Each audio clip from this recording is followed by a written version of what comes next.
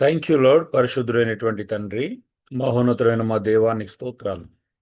నీ యొక్క ఆశ్చర్యమైన ప్రేమ, అత్యద్భుతమైన కృప మా అందరి పట్ల నీకున్న వాత్సల్యతకై స్తోత్రాలు ప్రభా. ఏదోను తోటలో ఆదమవల ద్వారా మీరు అనుగ్రహించినటువంటి ఆ స్వరూపం, స్వభావం ఏదైతే కోల్పోయి ఉన్నారో, మానవ జాతి అంతటికీ ప్రభా తిరిగి నీ కుమారుడైనటువంటి క్రీస్తు ద్వారా, రక్షణ ద్వారా ఆ సారూప్యతలోకి తీసుకురావడానికి మీరు చేసినటువంటి ప్రణాళిక, ఇంత గొప్ప కృప, రక్షణకై స్తోత్రాలు ప్రభా. మా ఉద్దేశం, మా లక్ష్యం, మా గురి తండ్రి నీ కుమారుడైనటువంటి క్రీస్తు సారూప్యతలోకి మార్చబడాలి అనేటువంటి ఆలోచన ప్రతి ఒక్కరికి దయచేయమని వేడుకుంటున్నాం. సహాయం దయచేయండి. ఈరోజు మేము ధ్యానిస్తున్నటువంటి అంశంలో నీ కృప చూపించండి. మరి భావోద్రేకాల విషయంలో మేమందరం బలహీనం ప్రభా. వాటిని అర్థం చేసుకోవడానికి నీ సత్యాన్ని అనుసరించి, నీ వాక్యాన్ని అనుసరించి మార్చుకోవడానికి కృప చూపించమని మమ్మల్ని వింటున్న ప్రతి ఒక్కరిని మీ చేతులకు అప్పగించుకుంటూ యేసు దివ్యనామంలో వేడుకుంటున్నాను పరలోకపు తండ్రి. ఆమేన్. దేవుని నామానికి మహిమ కలుగును గాక. మనము గత 4-5 వారాలుగా మనము 5 ఏరియాస్ ఆఫ్ ఫంక్షనింగ్ గురించి లేదా 5 ఫంక్షనల్ ఏరియాస్ గురించి నేర్చుకుంటా ఉన్నాం. ముందుగా మనం ఉపోద్ఘాతం చూసాం. తర్వాత ఆధ్యాత్మిక విభాగం స్పిరిచువల్ ఏరియా ఫంక్షనింగ్ చూసాం. తర్వాత రెండోది ఆలోచన విభాగం రేషనల్ ఏరియాస్ ఆఫ్ ఫంక్షనింగ్ కూడా చూసాం. మూడోది ఒలిషనల్ ఏరియా ఆఫ్ ఫంక్షనింగ్ అంటే నిర్ణయాత్మక విభాగం గురించి కూడా చూడడం జరిగింది. నిర్ణయాలు ఎలా తీసుకోవాలి, దేన్ని ఆధారంగా తీసుకుంటున్నాం అనేది పరిశీలనాత్మకంగా చూడడం జరిగింది. ఈరోజు నాలుగోది ఎమోషనల్ ఏరియాస్ ఆఫ్ ఫంక్షనింగ్. వాస్తవానికి నేను ఇక్కడ రేషనల్ ఏరియాస్ ఆఫ్ ఫంక్షనింగ్ గురించి, రిలేషనల్ ఏరియాస్ ఆఫ్ ఫంక్షనింగ్ గురించి మాట్లాడాలి. బట్ నేను సిద్ధంగా ఈ లెసన్ అందులో మిస్ అయింది. నేను తర్వాత ధ్యానిస్తా ఉన్నాను. No problem. దీని తర్వాత మనం రిలేషనల్ ఏరియాస్ ఆఫ్ ఫంక్షనింగ్ అంటే సంబంధ బాంధవ్యాలు, సో బాంధవ్యాల కార్యాత్మక విభాగం గురించి కూడా నేర్చుకోవాలి. అది ఎంతో అవసరం మన జీవితంలో. సరే, ఎమోషనల్ ఏరియాస్ ఆఫ్ ఫంక్షనింగ్ అంటే భావోద్రేకాల కార్యాత్మక విభాగం అంటాం. భావోద్రేకాలు. 1 minute.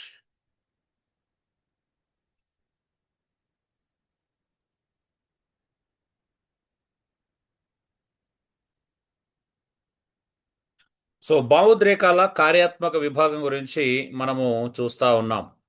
సరే, ఒక ఆయన దాని ముందు మనము అర్థం చేసుకోవడానికి ప్రయత్నం చేయడానికి ముందు ల్యారీ క్రాబ్ థియరీ లేదా జనరల్ థియరీ అంటారు దీన్ని. దీన్ని ఏమంటాడు అని అంటే, ఒక సమస్య వచ్చింది మానవునికి. ఏం సమస్య వచ్చింది? భావోద్రేకాల సమస్య వచ్చింది.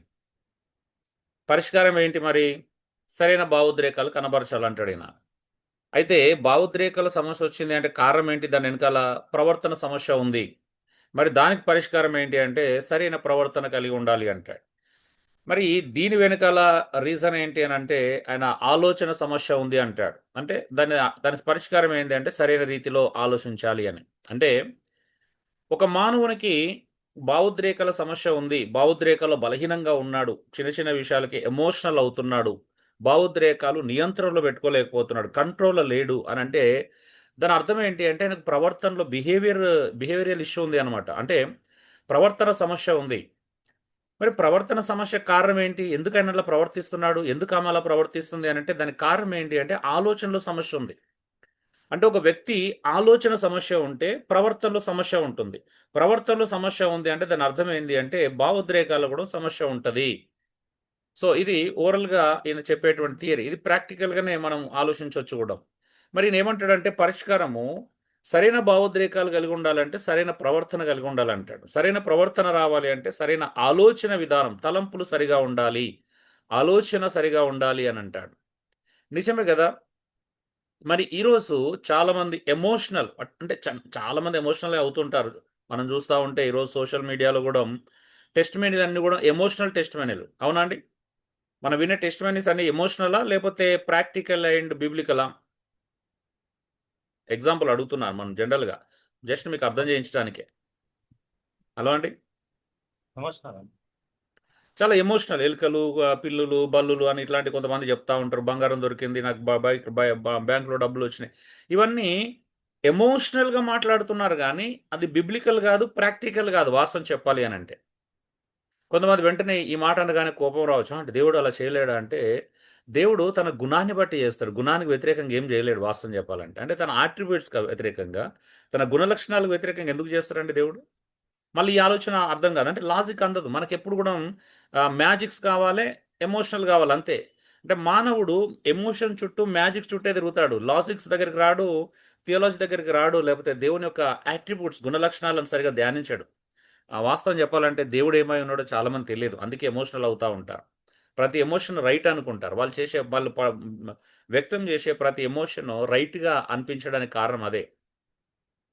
చాలామంది ఎమోషన్స్ కంట్రోల్ లేరు అని మన విషయం మనందరికీ తెలుసు. సరే మనము ముందు నుంచెళ్ళి చాలా లోతుగా వెళ్ళడానికి ప్రయత్నం చేద్దాం. ఎమోషనల్ ఏరియా ఆఫ్ ఫంక్షనింగ్ భావోద్వేగ కార్యాత్మక విభాగం లేదా భావోద్రేకాల కార్యాత్మక విభాగం. ఏది అనుకున్నా ప్రాబ్లమ్ లేదు. ఎలాగైనా అనుకోవచ్చు.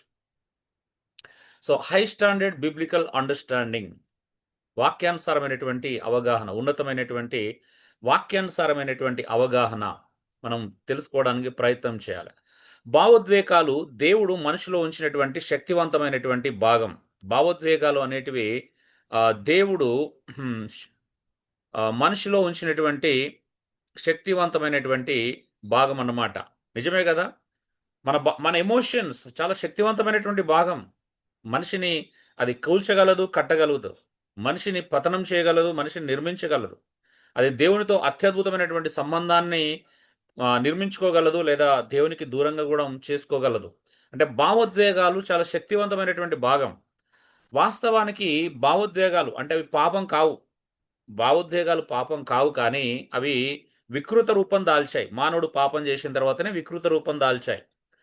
పాపం లేనప్పుడు భావోద్రేకాలు చాలా స్ట్రాంగ్‌గా ఉండే, స్పష్టంగా ఉండే, చాలా మంచిగా ఉండే. ఎప్పుడైతే మానవులు పాపం చేశారో, ఆ పాపంలో మా పాపాన్ని కొనసాగిస్తున్నటువంటి మానవ జాతిలో భావోద్రేకాలు వికృత రూపం దాల్చాయన్నమాట. మంచి రూపం నుంచెళ్ళి చెడు రూపానికెళ్ళిపోయాయి. అయితే కానీ అవి సత్యానికి లోబడి బైబిల్ ప్రకారం భావోద్వేగాలు అంటే క్షమించాలి. అవి సత్యానికి లోబడాలి వాస్తవానికి. భావోద్రేకాలని సత్యానికి లోబడితే, వాక్యానికి లోబడితే, లేదా దేవునికి లోబడితే మంచి భావోద్రేకాలు బయటికొస్తాయి. కానీ మన భావోద్రేకాలు నియంత్రణలు ఎందుకు లేవంటే, మన భావోద్రేకాలను దేవుని సన్నిధిలో నియంత్రించుకోవట్లా. సత్యానికి లోబరచట్లే, వాక్యానికి లోబరచట్లేదు కాబట్టి, మన ఎమోషన్స్ అన్నీ చాలా ఇంబాలెన్స్డ్‌గా, సమతుల్యంగా ఉండవు. చాలా భయంకరంగా సమతుల్యత లోపించినట్టుగా ఉంటాయి. వాస్తవానికి బైబిల్ ప్రకారం మన భావోద్వేగాలు మనకు నాయకులు కాదు. అంటే మనల్ని పరిపాలించేటువంటి నాయకత్వం దానికి అప్పగించకూడదు. కానీ మనం ఎదుర్కొంటున్నటువంటి భయంకరమైనటువంటి దురవస్థ ఏంటి అనంటే మనం మన భావోద్వేగాలకు బానిసలు. అవునండి? మన భావోద్వేగాలకి బానిసలు మనం. ఎమోషన్స్‌కి బానిసలం మనం. ఏదన్నా మన చెవిన పడిన వెంటనే మనం ఎమోషనల్ అవుతాం. వెంటనే ఎమోషనల్ అవుతాం. మన కళ్ళ ముందు ఏదైనా జరిగితే వెంటనే ఎమోషనల్ అవుతాం. అంటే మన మన యొక్క ఆలోచన విధానం కంటే, మన యొక్క తలంపుల కంటే గూడా, మన ఏరియా ఆఫ్ ఫంక్షనింగ్ కంటే గూడా, ఎమోషనల్ ఏరియా ఆఫ్ ఫంక్షనింగ్‌ని మనం ఎక్కువగా లోనవుతా ఉంటామనమాట. అంటే ఆలోచన విభాగానికంటే గూడాము, ఆలోచన కార్యాత్మక విభాగం కంటే గూడాము, భావోద్రేకాల కార్యాత్మక విభాగంలో మనం ముందుంటాం. ఏమంటారు? అవునంటారా? కాదంటారా అండి? హలో! కొద్దిగా స్పందించండి ఆన్‌లైన్‌లో ఉన్నోళ్ళందరూ గూడా. మీరు నిజంగా చూడండి, ఒక ఫోన్ కాల్ రాగానే మీరు ఫస్ట్ ఎమోషనల్ అవుతారా? రేషనల్ అవుతారా? మిమ్మల్ని ఎవరన్నా ఏదైనా అన్నారా అని తెలిసింది. మీరు వెంటనే ఏం చేస్తారు? మీ దగ్గర వాళ్ళైతే? హలో!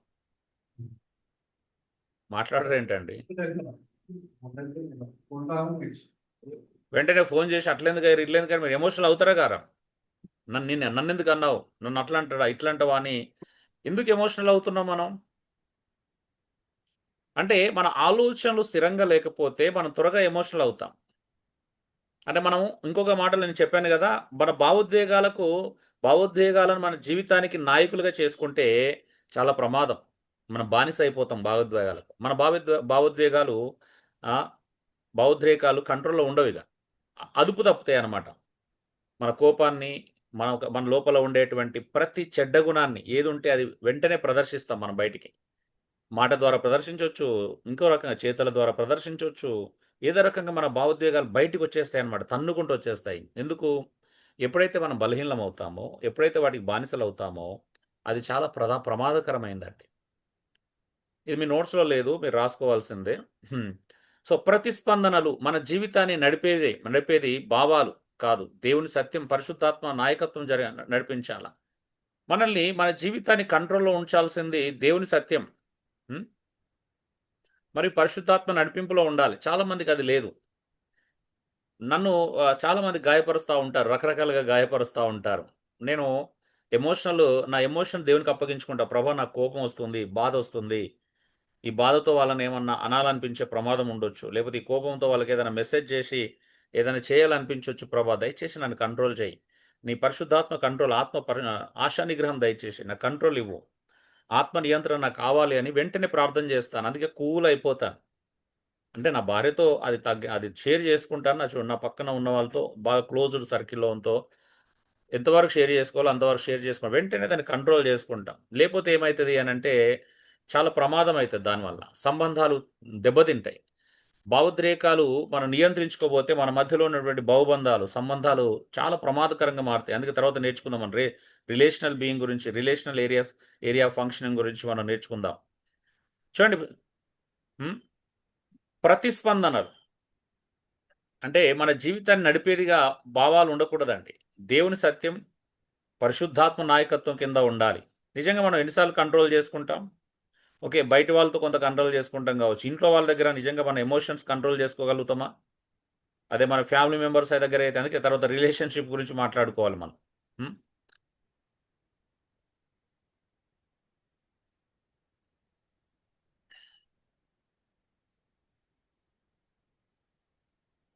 చూడండి భావోద్వేగాల ఉద్దేశ్యం. నంబర్ 1 దేవునితో సంబంధాన్ని వ్యక్తపరచుట అండి. నిజంగా ఎమోషన్స్ ఎందుకిచ్చాడు? దేవుడు ఎమోషనల్ బీయింగ్ గాబట్టే, దేవుడు భావోద్రేకాలు గల వ్యక్తి గాబట్టే, మనకు గూడా భావోద్రేకాలను ఇచ్చాడు వాస్తవం చెప్పాలి అంటే. ఏదోన్ తోటలో మొట్టమొదటి మానవులను చూడండి వాళ్ళకి ఎమోషన్స్ ఉన్నాయి, భావోద్రేకాలు ఉన్నాయి. ఏంటిది? ప్రేమ, ఆనందం, భయభక్తులు, కృతజ్ఞత ఇవన్నీ దేవుని పట్ల మనం కనబరిచేటువంటి అత్యుత్తమైనటువంటి భావోద్రేకాలు. దేవుని పట్ల నా ప్రేమను కనబరచాలి.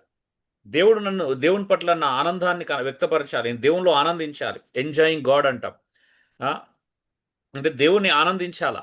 దేవుని పట్ల నేను భయము, భక్తిని ప్రదర్శించాల. కృతజ్ఞత కలిగి ఉండాలి. దేవుడు మనకిచ్చినటువంటి ఈ జీవితాన్ని బట్టి మనం ఎల్లవేళలా సదా కాలము కృతజ్ఞతలు కలిగి ఉండాల. అంటే భావోద్వేగాలు చాలా మంచివి. అంటే మనం మంచిగా వాడుకుంటే మంచివి. మరి వికృత రూపం దాల్చిన భావోద్రేకాలు కలిగి ఉంటే అది ప్రమాదం. మనం కలిగి ఉన్నాం. పాపం కారణంగా మన భావోద్రేకాలు వికృత రూపం దాల్చాయి. చెడుగా వ్యక్తపరుస్తున్నాం. అవునా? మన కోపం వచ్చినప్పుడు కొడతాం, తిడతాం, మాటలంటాం. తల్లా, తండ్రా, భార్య, భర్త, స్నేహితుడా, అన్ననా, అక్కనా, చెల్లా, తమ్ముడా ఇవన్నీ చూడం మనం. మనకనిపించింది జేస్తాం. అనిపించింది జేసి, అబ్బా! నాకనిపించింది జేసినా, నేనేం తప్పు జేయలే అని అన్నట్టు మళ్ళా మనల్ని మనం సమర్థించుకుంటాం. ఎందుకంటే, మనం అంత గొప్పవాళ్ళమనమాట. అంత మంచోళ్ళం గాబట్టి, మనం తప్పు జేయం యాక్చువల్లీ. ఎదుటి వ్యక్తి తప్పు జేశాడు గాబట్టే, మనం ఇట్లా ఎమోషనల్ అవుతామనమాట. అంతే తప్పించి వాస్తవానికి మనలో ఎలాంటి చెడు గుణం లేదు. మనలో ఎలాంటి ఏమంటారు? పాప నియమం లేదు వాస్తవానికి. మనం ఎప్పుడు గూడా ఎదుటి వ్యక్తిని బట్టే జేస్తాం. అవునా అండి? నిజమే గదా! మాట్లాడరేంటండి? అందరు నిజమంటున్నా గ్రేట్ అదే అంటున్నా. అందరూ మంచోళ్ళే. అదే అంటే అందరూ ఎంత మంచోళ్ళు అంటే అంటే అసలు ఇబ్బందులు తప్పు అని ఒప్పుకుంటుంది అనమాట వీళ్ళ తప్పు ఒప్పుకుంటలేదు అదే. అంటే మనం తప్పు జేయం.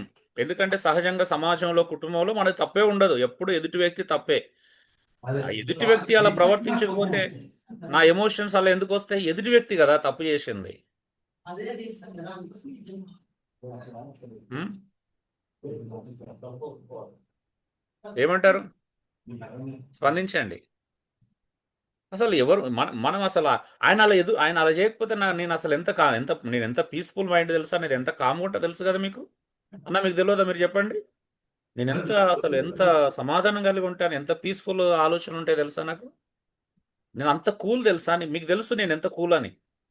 కానీ ఎవరో నన్ను తాకితేనే, నన్ను ఎవరైనా ఇబ్బంది పరిస్తేనే నువ్వు ఇట్లా బయటకు వస్తాను వాసన చెప్పాలంటే. అది నేను కాదు వాస్తవానికి అన్నట్టు ఉంటుందన్నమాట మన ప్రవర్తన, మన ఆలోచన. నువ్వు నువ్వు కాకపోతే ఎవరు నీ నుంచి బయటకు వచ్చింది? పక్కోడు ఎలా వస్తావు నీ లోపలికి వెళ్ళి? అది నువ్వు కాదా? ఒక బలహీనమైనటువంటి సందర్భం వస్తే గానీ మనం ఎవరమో తెలియదు. మనం ఏమనుకుంటామనంటే ఈ సమస్యలన్నిటికి కారణం మన భార్య, మన భర్త, ఎదుటి వ్యక్తులు అనుకుంటాం.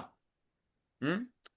కానీ వాస్తవానికి అది కాదు. వాళ్ళు చేయబట్టి మన లోపల ఉన్నటువంటి ఒక ఇన్నర్ మ్యాన్ ఉంటాడు కదా, వాడు బయటకు వస్తాడు, అంతే తేడా. వాళ్ళు సమస్య కాదు, వాళ్ళు కారణం కాదు. వాళ్ళు నువ్వెవరో చూపిస్తున్నారు. నిన్నెవరైనా తిట్టిరనుకో, నీ రియాక్షన్స్ని బట్టి, నీ ప్రతిస్పందనలను బట్టి, నీ భావోద్రేకాలను బట్టి నువ్వు లోపలి మనిషి ఎవరు అని బయటపడుతుంది. అంతేనా? హలో అండి, మాట్లాడరేంటండి?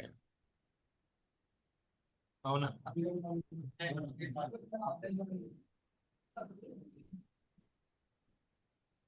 మన స్టీవెన్ అని ఒక మాట అడిగాడు.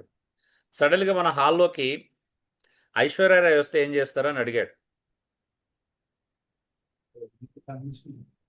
అబ్బా ఎంత అందంగా ఉంది అంటే మోహపు చూపు వస్తుందా రాదా అని అడిగాడు. ఇప్పుడు మోహపు చూపు అనేది ఐశ్వర్యరాయని బట్టి వచ్చిందా, మన లోపల ఉంది కాబట్టి బయటకు వచ్చిందా?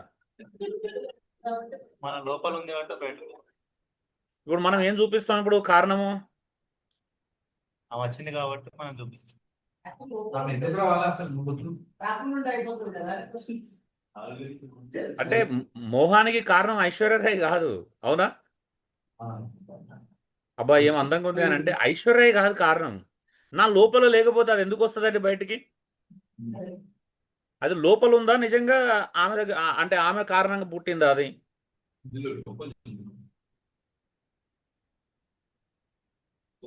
అంటే మనం ఎట్లుంటాం అంటే నాకు యాక్చువల్ కోపం లేదు అన్నట్లు అంటే కోపం వచ్చింది అంటే నా లోపల ఉండదు అది, ఎవరో తీసుకొచ్చారనమాట. వాళ్ళు తీసుకొచ్చి లోపల పెడితే కానీ బయట, అంటే అట్లా ఉంటుంది అనమాట మన ప్రవర్తన. సిగ్గుపడాల నిజంగా. అంటే చాలా సిగ్గుపడాలి. బట్ మనకు అంటే అది ఉందో లేదో తెలియదు, మరి కొంతమందికి అది కోల్పోయారేమో సిగ్గు అనేది. అంటే అది అది ఎంత ఉంటే అంత మంచిగా మారుతాం. సిగ్గు అనేది ఎంత ఉంటే తొందరగా మారుతాం. ఎంత సిగ్గు తక్కువ ఉంటే అంత అంత లేటుగా మారుతారనమాట ఎవరైనా కానీ. అంటే ఇవి ఉండడం తప్పని చెప్పట్లా, కనీసం మనం ఒప్పుకుంటున్నాం. సిగ్గుపడుతున్నాం. ఇప్పుడు భావోద్వేగాల ఉద్దేశం నిజంగా దేవునితో మంచి సంబంధాన్ని వ్యక్తపరచుట. మరి మంచి రిలేషన్షిప్ అంటే ఏంటిది? దేవుణ్ణి అందరికంటే ఎక్కువ ప్రేమించుట, దేవునిలో ఆనందించుట, దేవునితో ఆనందించుట, దేవుణ్ణి ఆనందించుట, దేవుణ్ణి ఆనందించుట, దేవునిలో ఆనందించుట, దేవునితో ఆనందించుట, నిజమైనటువంటి ఎమోషన్. భయభక్తులు, దేవుడు అంటే భయము భక్తి ఉండాలి. తప్పు చేయడానికి నైతికంగా, నైతిక విషయాలలో, ఇతరాతర విషయాలలో ఒక భయము భక్తి ఉంటుంది. నిజమైనటువంటి దేవునితో సంబంధాలు కరెక్ట్గా ఉంటే. చూడండి, భావోద్వేగాలు సంబంధాలు రెండు కరెక్ట్గా మనం బ్యాలెన్స్డ్గా చూసుకోవచ్చు ఇందులోనే. కృతజ్ఞత, దేవుడు నాకు ఇంత గొప్ప రక్షణ ఇచ్చాడు, ఇంత జీవితం ఇచ్చాడు. ఇంకో చెప్పాలా మీకు, ఒక అద్భుతమైన విషయం చెప్పాలి ఇక్కడ. మేము మొన్న 2 days మాట్లాడుకుంటున్నప్పుడు అందులో ఒక మంచి మాట అన్న మాట్లాడడం విన్నాను. ఏంటి అంటే, దేవుడు ఎంత ప్రేమ కలిగిన వాడంటే, ఎంత దేవుడు మనల్ని ఎంత ప్రేమిస్తాడో తెలుసా? ఎంత ప్రేమిస్తాడంటే, మన లోపల ఎంత వికెడ్నెస్ ఉన్నా కూడా, ఎంత దుష్టత్వంతో నింపబడున్నా దాన్ని దేవుడు బయటికి ఎవరికి చెప్పడంట. అంత ప్రేమిస్తాడంట తెలుసా? తెలుసా నిజంగా మన లోపల ఉన్నటువంటి వికెడ్నెస్, ఆ దుష్టత్వాన్ని, దుష్ట స్వభావాన్ని నిజంగా దేవుడు బయటికి వ్యక్తపరిస్తే ఎలా ఉంటుందో ఒకసారి ఊహించండి. ప్రతి ఒక్కడు మన ముఖం మీద ఉమ్మే ఉమ్మే విధంగా ఉంటుంది, అవునా? అసహించుకుంటారా అంటే ప్రేమిస్తారా మనల్ని? మన లోపల వ్యక్తిని ఒకవేళ దేవుడు బహిరంగపరిస్తే, బయటికి వ్యక్తపరిస్తే, దేవుడు మనుషులు మనల్ని అసహించుకుంటారా ప్రేమిస్తారా? ఆ సూపర్ అంటారు కదా. నిజమే కదా, మనం అందరం ఆ సూపర్, అబ్బా అన్న సూపర్, నువ్వు తెలుసా, అక్క చెల్లి నువ్వు ఎంత సూపర్ తెలుసా అనే అనే వ్యక్తిత్వాలు మనకి, అవునా? నిజమే కదా. మన ఇన్నర్ మ్యాన్ అంత అద్భుతమైన వ్యక్తి, నిజమే కదా. అనుకుంటాం, అలా అనుకోండి, అంటే ఆ భ్రమలో ఉండవచ్చు మనం బహుశా. కానీ దేవుడు ఎంత ప్రేమ కలిగిన వాడు తెలుసా? నిన్ను నీ లోపల మ్యాన్ అయినా కాపాడుతున్నాడు. అంటే కాపాడడం మీన్స్ అంటే బయటికి తీసుకురావట్లేదు, మార్చుకోవడానికి అవకాశం ఇస్తున్నాడు. బట్ మనం మారట్లే. ఉమ్.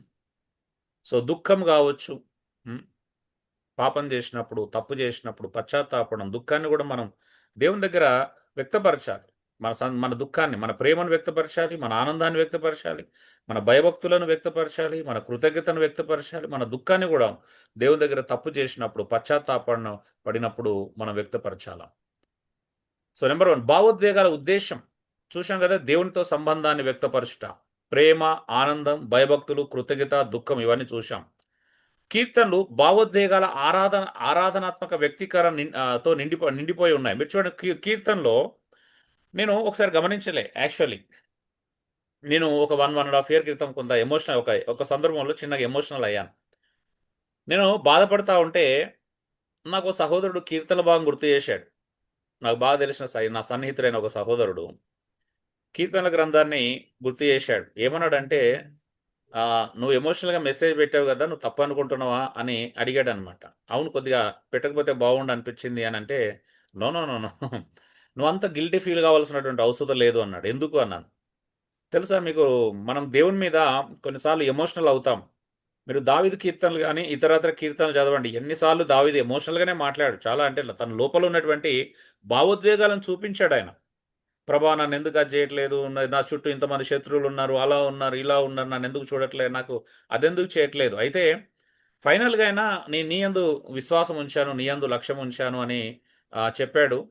నీ లోపల ఉన్నప్పటికీ దాన్ని మాత్రమే నువ్వు వ్యక్తపరిస్తే బాగుండు. అంటే ఎన్ని జరిగినా నా ఫైనల్గా నాకు దేవుడు ఉన్నాడు, నీ లోపల ఉంది కానీ దాన్ని మాటల్లో నువ్వు మెసేజ్ పూర్వకంగా వ్యక్తపరచలేదు. అది నువ్వు చేసిన పొరపాటు, కానీ ఎమోషన్స్ వ్యక్తపరచడం ఎప్పుడు కూడా పొరపాటు కాదు.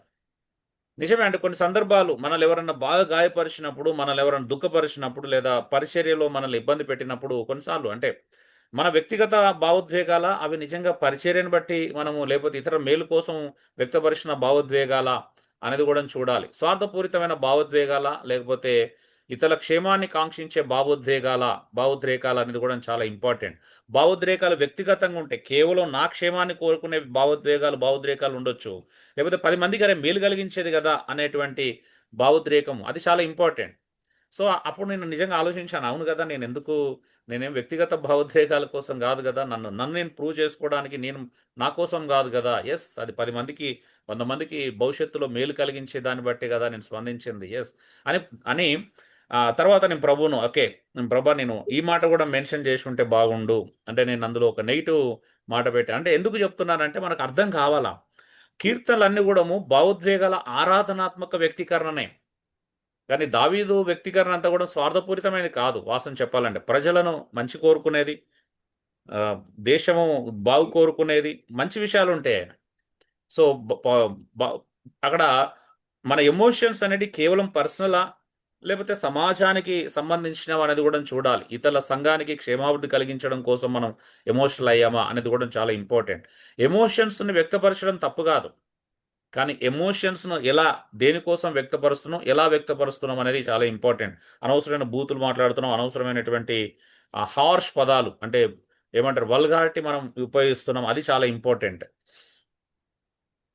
మన హృదయ స్థితిని బయట పెట్టుట. భావోద్వేగాలు ఏం చేస్తాయి అంటే మన హృదయ పరిస్థితిని బయట పెడతాయి. ఇంతకుముందే అనుకున్నాం, నేను ఇక్కడ మాట్లాడాలి అది. భావోద్వేగాలు హృదయంలో ఏముందో చూపిస్తాయి. వాస్తవానికి నువ్వేమనుకుంటావంటే ఎవరో నిన్ను అడ్జేసిరు అనుకుంటారు. నో నో నో, తప్పు మనం ఎప్పుడు ఎదుటి వ్యక్తి మీద తప్పు మోపడానికి ప్రయత్నం చేస్తాం. మా అమ్మ ఇలా అంది, అందుకే నేను ఇట్లా కోపగించుకున్నాను, మా నాన్న ఇలా అన్నాడు, మా పక్కలు ఇలా అన్నా, నా భార్య ఇలా చేసింది కాబట్టి నాకు ఎమోషనల్ అయ్యాను. సో నిజమే, ఎమోషనల్ అవ్వటానికి వేరే వాళ్ళు నువ్వు కారణం చూపిస్తున్నావు, కానీ వాస్తవం చెప్పాలంటే నీ లోపల ఉన్నాయి కాబట్టే నువ్వు వ్యక్తపరుస్తున్నావు. కొన్నిసార్లు కొంతమంది ఎదురు చూస్తారు, ఇప్పుడు నన్ను ఒక్క మాట అని చూపించు, నేను అసలు నా ఎమోషన్స్ ఎలా ఉన్నాయో నీకు చూపిస్తాను అన్నంత స్థితిలో కూడా ఉంటారు. నిజమా కాదండి? మనం రెడీగా ఉంటాం కదా, నువ్వు ఒక్క మాట అని చూడు, నువ్వు అసలు నా గురించి ఒక్క మాట పలికి చూడు, నేనేమంటో చూపిస్తా అనుకుంటావా అనుకోమా? హలో, మాట్లాడరండి. ఉంటుందా ఇలా మనకు స్వభావం? నన్ను టచ్ చేసి చూడు, నీ సంగతి ఏంటో చూస్తా, నేనేంటో చూపిస్తా, అవునా, నన్ను టచ్ చేయి అంటే మనం ఏమంటున్నామంటే నువ్వు నన్ను ఎవరు నన్ను టచ్ చేయనంత వరకే నేను మంచోని, నేను టచ్ చేస్తే మంచోని కాదు. అవునా కదా?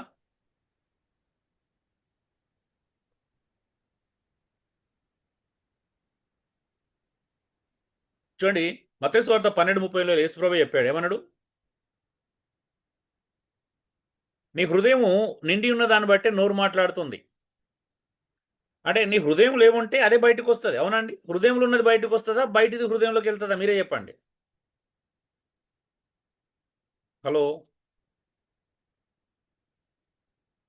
కోపం, అసూయ, భయం, గర్వం, బాధ ఇవి లోపల నుండే బయటకు వస్తాయి. ఇవి మన వాస్తవ పరిస్థితిని బయట పెడతాయి వాస్తవం చెప్పాలంటే.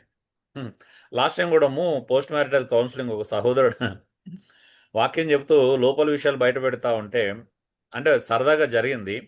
అన్నా నేను వాస్తవానికి మంచిగా ఉన్నాను తెలుసా, నేను తప్పే చేయలేదు అనుకో, నాకు ఎలాంటి అవసరం లేదనుకునే వచ్చాను. కానీ మీరు వచ్చిన తర్వాత మాకు ప్రాబ్లమ్స్ ఉన్నాయి అని చెప్తున్నారు. అంటే మా యాక్చువల్ మేము అలా లేము, కానీ ఇది విన్న తర్వాత అలా ఉన్నట్టు అనిపిస్తుంది. అంటే ఎలా ఉందని అంటే, నాకు అసలు రోగం లేదు, నాకు అసలు ప్రాబ్లమే లేదు. డాక్టర్ గారు ఇది ఒక పరీక్ష డయాగ్నోసిస్ చేసుకోమన్నాడు. నేను డయాగ్నోస్టిక్ సెంటర్ వెళ్ళి పరీక్ష చేసుకున్న ద్వారా బయటపడింది. అసలు నాకు ఏం ప్రాబ్లం లేదు. తప్పెవరిదండి ఇప్పుడు? హలో, మాట్లాడరు ఏంటండి? తప్పు డాక్టర్ది, డయాగ్నోస్టిక్ సెంటర్. నిజంగా మనకు రోగం ఉందా అండి? వాస్తవం లేదు. నేను వెరీ హెల్దీ, నేను చాలా ఆరోగ్యవంతుణ్ణి. కానీ డాక్టర్ చేయబట్టి డయాగ్నోస్ సెంటర్కి వెళ్ళడం ద్వారా ఏమైందంటే, నాకు ఒక రోగం ఉంది, ఒక బలహీనత ఉందని బయటపడింది. నిజమా కదా? కానీ వాస్తవం నేను ఎవరు? నేను చాలా హెల్తీ, ఆరోగ్యవంతుణ్ణి అన్నట్టుగా ఉంటుంది అనమాట. అంటే నేను వాస్తవాన్ని మంచోన్ని, నేను చాలా మంచోన్ని. కానీ సమస్య ఎక్కడొచ్చింది? ఎదుటి వ్యక్తి డాక్టర్ సమస్య అసలు. ఉమ్, ఎదుటి వ్యక్తి సమస్య. నా లోపల అసలు నేను చాలా మంచోన్ని. చూడండి, ఈ వ్యక్తి కాబట్టి నా లోపల ఉన్న ఎమోషన్స్ బయటకు వచ్చినాయి, లేకపోతే బయటకు వస్తుండేనా? రాకపోతుండే అన్నట్టుగా ఉంటుంది అనమాట. అందుకే పరిస్థితులు, వ్యక్తులు మన లోపల ఎంత భయంకరమైన వ్యక్తులో చూపిస్తాయి, అంతేగాని మనం చెడ్డగా తయారయ్యే పరిస్థితులు వాస్తవానికి మనల్ని అవి మార్చో వాస్తవం చెప్పాలంటే. మన పరిస్థితులు, మన చుట్టూన్న వ్యక్తులు మనము మనం లోపల ఎంత నీచంగా ఉన్నామో చూపిస్తారనమాట. దేవుడు మన జీవితంలో పరిస్థితులు ఎందుకు అనుమతిస్తాడు అంటే, వ్యతిరేక పరిస్థితులను, వ్యతిరేక వ్యక్తులు ఎందుకు అనుమతిస్తాడు అంటే, నువ్వు ఎలాంటి వాడు చూసుకోరా ఒకసారి, అద్దంలో చూసుకొని నువ్వేంటో అని చూపిస్తాడు అనమాట. ఎందుకు చూపిస్తాడో తెలుసా? నువ్వు మారాలని. మారాలని చూపిస్తాడా అండి, నిన్ను అవమానపరచాలని చూపిస్తాడా? హలో.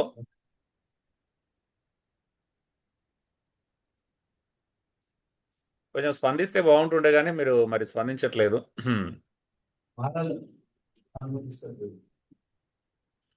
దేవుడు మనల్ని కట్టడానికి ప్రయత్నం చేస్తారండి. మేము వ్యక్తిగతంగా అది అందరూ అనుభవిస్తున్నారు, నిజమైన భక్తులందరూ అనుభవిస్తారు. తెలుసా? మనం ఎంత భయంకరమైన, ఎంత కోపిష్టలము, ఎంత ఎంత భయంకరమైన వ్యక్తులు అంటే, మనకి ఏదైతే ప్రాబ్లం ఉంటుందో అది మనకు చూపిస్తారనమాట. ఓ ప్రభా, నేను ఇన్ని రోజులు మంచిగా అనుకున్నా, నాలో ఇంత కోపం ఉందా? అవునా? ఇంత నీచ, ఇంత ఘోరమా నేను అసలు? ఇంత కోపం ఉంటుంది అసలు? నేను అసలు మనిషినేనా? ఛీ! నా మీద నాకే అసహ్యం వేస్తుంది ప్రభా. అసలు ఇట్లా చూపించిన ప్రభా, నా యొక్క వ్యక్తిత్వాన్ని ఇంత ఘోరంగా ఉందా? నేను లోపల మనిషి, ఇన్నర్ మ్యాన్, లోపల మనిషి ఇంత ఇంత ఇంత ఘోరంగా ఉన్నాడు ఏంటి ప్రభా? అంటే మనకి ఏం చూపిస్తారంటే, నిజంగా దేవుడు మనల్ని ప్రేమిస్తున్నాడు కాబట్టి. మీ అందరూ తెలుసు నాకు, అంటే రోమా 8:29 చాలా మందికి అర్థం కాదు. దేవుని ప్రేమించే వారికి సమస్తం సమకూడి మేలు కోసమే జరుగుతుందని అక్కడ చెప్తుంది. అంటే దాని అర్థం ఏంటి? ఏ మేలు అంట? యేసుక్రీస్తు ఒక సారూప్యతలోకి మార్చబడమే ఆ మేలు. నువ్వు యేసుక్రీస్తులో సారూప్యతలోకి మార్చబడాలంటే నువ్వేం కావాలో తెలుసా? నువ్వేం కావాలి? నీ బలహీనతలు బయటకు కనబడాలా. నీ ఎమోషన్స్, నీ లోపల ఇన్నర్ మ్యాన్ బయటకు వ్యక్తం చేయాల్సిందే. దేవుడు బట్టబయలు చేస్తాడు మన ఇన్నర్ మ్యాన్, అంటే ఏదో ఒక రకంగా మన ఎమోషన్స్ని. అంటే లోపల మనం ఎంత కురంగా ఆలోచిస్తున్నామో బయట పెట్టాడు, కానీ మన ఎమోషన్స్ ద్వారా మనం ఏంటో, మన కోపమో, మన అసూయనో, మన ద్వేషమో, ఇది ఖచ్చితంగా బయట పెడతాడు మనం. అది బయటకు తెలుస్తుంది. అంటే దాని అర్థం ఏంటి అని అంటే, మనల్ని మార్చడానికి ప్రయత్నం చేస్తున్నాడు దేవుడు. నువ్వు ఎలా ఉన్నావో చూపిస్తున్నాడు. హెబ్రీ పత్రికలు చెప్తారు కదా, తండ్రి ప్రేమించి శిక్షించిన రీతిగా తన కుమారుణ్ణి ఎలాగైతే ప్రేమించి శిక్షిస్తాడో దేవుడు అది చేస్తారంట. మనం అనుకుంటాం ఏంటి అని అంటే, మనం ఏదన్నా అనుకోవచ్చు, కానీ దేవుడు ఏం చేస్తాడు అని అంటే, మనల్ని ఒకవేళ మనకు పేరు ప్రఖ్యాతలు ఇష్టం అనుకో, అది లేకుండా చేస్తాడంట దేవుడు. అసలు నిన్ను అందరు అసహించుకునేలా చేస్తాడంట. నువ్వు ఏదైతే నేను గొప్పని అనిపించుకోవాలని, మంచోని అనిపించుకోవాలని ప్రయత్నం చేస్తే, దేవుడు ఏం చేస్తాడో తెలుసా? అందరి లోపల నీ అంత వరస్ట్ పర్సన్ లేడని ప్రూవ్ చేస్తాడు అనమాట. నీకు డబ్బు పిచ్చి ఉందనుకో, అది లేకుండా చేస్తాడు. అంటే అది లేకుండా చేసి నువ్వు రూపాయికి ఏమంటారు అని అంటే, ఒక్క రూపాయి కోసం ఇబ్బంది పడేలా జరుగుతుంది. ఎందుకో తెలుసు ఇవన్నీ క్రమశిక్షణ. నీకు చాలా మంది తెలియదు దేవుడు మనల్ని క్రమశిక్షణలో పెడతాడని. నిజంగా దేవుడు మనల్ని ప్రేమిస్తున్నాడు కాబట్టి ఇది ప్రేమ, అది ప్రేమతో మన క్రమశిక్షణలో పెడతాడు అనమాట. మనకు అర్థం కాదు, దేవుడు నాకు ఎందుకు ఈ పరిస్థితి వచ్చిందని ఆలోచిస్తూ ఉంటాం. నేను కూడా అంటే అలా అలా అనిపించినప్పుడు అరే నిజంగా నాకు దేవుడు నన్ను క్రమశిక్షణలో పెడుతున్నాడు కదా, ఇంకొంచెం మెరుగ్గా నన్ను మార్చడానికే చేస్తున్నాడు. అప్పుడప్పుడు వ్యక్తమయ్యే ఎమోషన్స్ ఏమైనాయి అంటే అవి నన్ను ఇంకా బలపరిచాయి. దేవుడు ఇంకా అందులోకి వెళ్ళి ఇంకా బలంగా మార్చడానికి ప్రయత్నం చేస్తున్నాడు. అంతేగాని నన్ను బలహీనపరిచి నన్ను అవమానపరచడానికి కాదు. అంటే ఆ క్షణంలో ఎవరైనా నన్ను నెగిటివ్గా తీసుకోవచ్చు, కొద్దిగా అవమానకరంగా చూడవచ్చు. బట్ అది నన్ను ఉన్నతమైనటువంటి వ్యక్తిగా తీర్చిదిద్దడానికి క్రమశిక్షణలో పెట్టేటువంటి ఒక క్రమం. అది నాకు అర్థమైంది. మీ అందరికీ అర్థమైతే సంతోషం. ఉం? చూడండి, లోపల ఏముంది? కోపం ఉంటుంది, అసూయ, భయము, గర్వము, బాధ. నువ్వెంత గర్విస్తే నేను అంత కిందికి తీసుకొస్తాడు దేవుడు. నీకెంత డబ్బు పిచ్చి ఉంటుంది నేను అంత దూరం చేస్తాడు. నీకెంత అది ఉంటే అన్ని అన్ని నేను అలాగే చేస్తాడు. నీకు కుటుంబం అంటే ఎక్కువ, క్రీస్తు కంటే ఎక్కువ ప్రేమ ఉంటే వాళ్ళ ద్వారా నేను నలగొడతాడు. నీ హృదయాన్ని, నీ మనసును క్రష్ చేసేస్తాడు. నువ్వు తట్టుకోలేవు ఒక్కోసారి. నేను మొన్న ఒక సహోదరునితో మాట్లాడుతూ చెప్పాను. అంటే ఆ, దేవుని చేతిలో పడుట భయంకరం అని ఉంటుంది కదా, జీవం గల దేవుని చేతిలో పడుట భయంకరం. అంటే మనం బైబిల్ చెప్పినప్పుడు నువ్వు విధేయత చూపిస్తే ప్రాబ్లం ఉండదు. కానీ చాలామంది అలా విధేయత చూపించారు. నువ్వు ఎప్పుడైతే లేఖనానికి విధేయత చూపించావు అప్పుడు దేవుడు ఇన్వాల్వ్ అవుతాడు. నిజం చెప్పండి, ఏది ఏది ఈజీ అండి? వాక్యానికి మనంతట మనం విధేయత చూపిస్తే సాఫీగా ఉంటుందా? దేవుడు ఇన్వాల్వ్ అవుతే సాఫీగా ఉంటుందా? హలో, మనంతటా మనం చూపిస్తేనే కానీ చాలా మందికి ఇది అలవాటు లేదు. దేవుడు ఇంటర్ఫియర్ అయ్యేలా చేసుకుంటారు అనమాట. దేవుడు క్రమశిక్షణ పెడితే ఎలా ఉంటుందో తెలుసా? తట్టుకోలేడు, అంటే భరించలేడు వాసన చెప్పాలంటే. నీ వల్ల కాదు. దేవుడు క్రమశిక్షణలో పెడితే నువ్వు తట్టుకోలేవు, నువ్వు భరించలేవు, అంత దూరం తెచ్చుకోకు. ఆ? చూడండి, మన హృదయ స్థితిని ఇది బయట పెడుతుంది భావోద్రేకాలు. మూడోది, ఇతరులతో అనుబంధం కలిగి ఉండుట. భావోద్రేకాలు అనేటివి ఇతరులతో అనుబంధాన్ని చూపిస్తాయి. అంటే కనికరము, దయ, సానుభూతి, క్షమ, ఇవన్నీ బైబిల్ నేర్పిస్తున్నాయి. నువ్వు కనికరం కలిగి ఉండాలా, ఇతరుల పట్ల దయ కలిగి ఉండాలా. 2 పేతురు 1వ అధ్యాయంలో కూడా చూస్తాం కదా, విశ్వాసమందు సద్గుణం దయ, అక్కడ కిందికి వస్తే మీరు దయను అమర్చుకోండి అని అంటాడు. సానుభూతి, ఇతరుల పట్ల కంపాషన్ ఉండాలి, కనికరం ఉండాలి, సానుభూతి ఉండాలి, క్షమ, ఒకరినొకరు క్షమించుకోమంటున్నాడు. బలహీనం కాబట్టి క్షమించుకోమంటున్నాడు. అందరు బలవంతులు అయితే క్షమించుకోవాల్సినటువంటి అవసరత లేదు. రోమా 12:15 తెలుసు కదా మనకు, ఏడ్చువారితో ఏడుమంటున్నాడు. అంటే మనము ఎమోషన్స్ అనేటివి ఇతరులతో అనుబంధాన్ని పెంచుకోవడానికి, భావబంధాలను పెంచుకోవడానికి, మనుషులతో సంబంధాలను కట్టుకోవడానికి. ఏడిస్తే ఏడవాలి, సంతోషించే వారితో సంతోషించాలి, దుఃఖించే వారితో దుఃఖించాలని బైబిల్ సెలవిస్తుంది. నీ ఎమోషన్స్ ఎలా ఉండాలంటే, ఒక వ్యక్తి ఏడిస్తే నువ్వు ఏడ్చేవారితో ఏడవాలి, ఒక వ్యక్తి సంతోషంగా ఉంటే ఆ సంతోషంలో పాల్పంపులు పొందాలి. ఈవెన్ 1 కొరింథీ 12వ అధ్యాయంలో కూడా అవయవాల గురించి, క్రీస్తు శరీరంలో అవయవాల గురించి చెప్పిన సందర్భంలో కూడా ఆ మాట చూస్తాం. ఒక అవయవం దుఃఖపడితే దానితో పాటు అన్ని అవయవాలు దుఃఖపడాలంట. ఒక అవయవం సంతోషిస్తే దానితో పాటు అన్ని అవయవాలు సంతోషించాలి. క్రైస్తవ్యము ఒక అద్భుతమైనటువంటి నిర్మాణం. సంఘం అనేది క్రీస్తు యొక్క శరీరం అనే నిర్మాణం చాలా అద్భుతమైనది. అందుకే రిలేషన్షిప్స్, మనము ఈ రిలేషన్షిప్స్ గురించి తర్వాత మాట్లాడుకుందాం. ఓకే, ఖచ్చితంగా రిలేషన్షిప్ మాట్లాడుకోవాలి. రెండో పాయింట్, పతనమైన మనిషి భావోద్వేగాల సమస్య. మానవుడు పాపం చేశాడు, తప్పిపోయాడు. ఈ తప్పిపోయినటువంటి మానవుని యొక్క భావోద్వేగాల సమస్య చాలా తీవ్రంగా మారిపోయింది. పాపం వల్ల భావోద్వేగాలు మారిపోయాయి.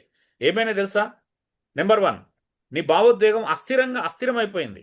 ఇప్పుడు నీ ఎమోషన్స్ స్థిరంగా లేవు, నువ్వు కంట్రోల్లో లేవు. సందు దొరికితే నువ్వు ఎమోషనల్ అవుతున్నావు, సందు దొరికితే నువ్వు ఏమంటో చూపించుకుంటున్నావు, సందు దొరికితే నువ్వు ఎలాంటి నీ లోపల ఏముందో కనబడుతుంది.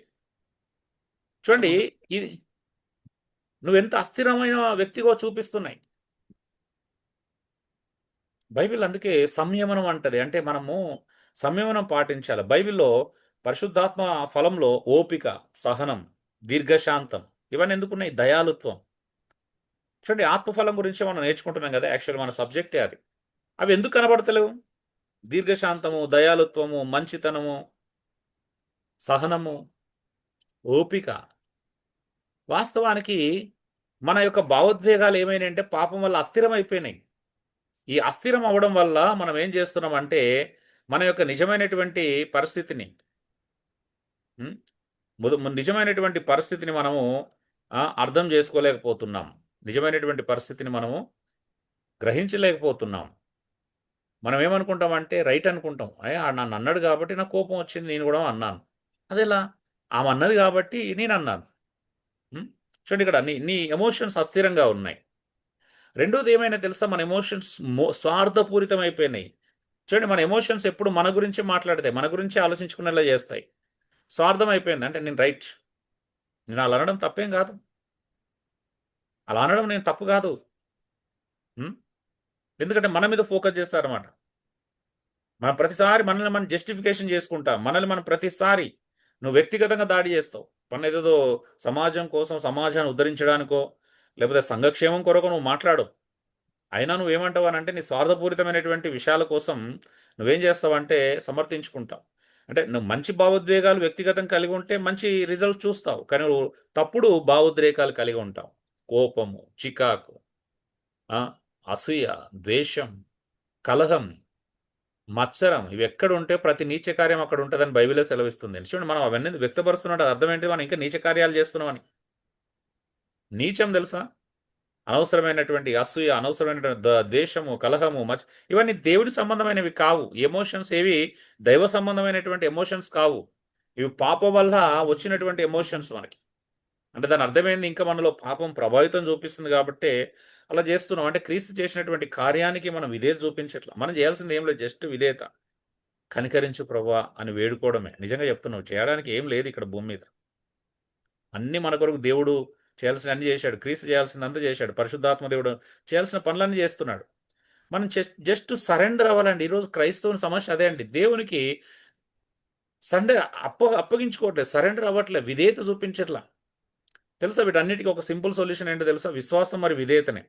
అంటే సరెండర్ అవ్వాలా, తగ్గించుకొని అప్పగించుకోవాలి. ప్రభా, have mercy on me please, దయచేసి నన్ను కనికరించు. నేను అట్టిన కోపం వస్తుంది ప్రభా, నాకు అట్టిన అసూయ వస్తుంది, నాకు అట్టిగానే ద్వేషం వస్తుంది, నాకు ఊరికనే మాటికి నాకు నేను ఇంత ఇలా అయిపోయాను, ఇంత బలహీనంగా ఉన్నాను ఏంటి ప్రభా, దయచేసి కనికరించు. అంతే నువ్వు చేయాల్సింది, ఇంతే.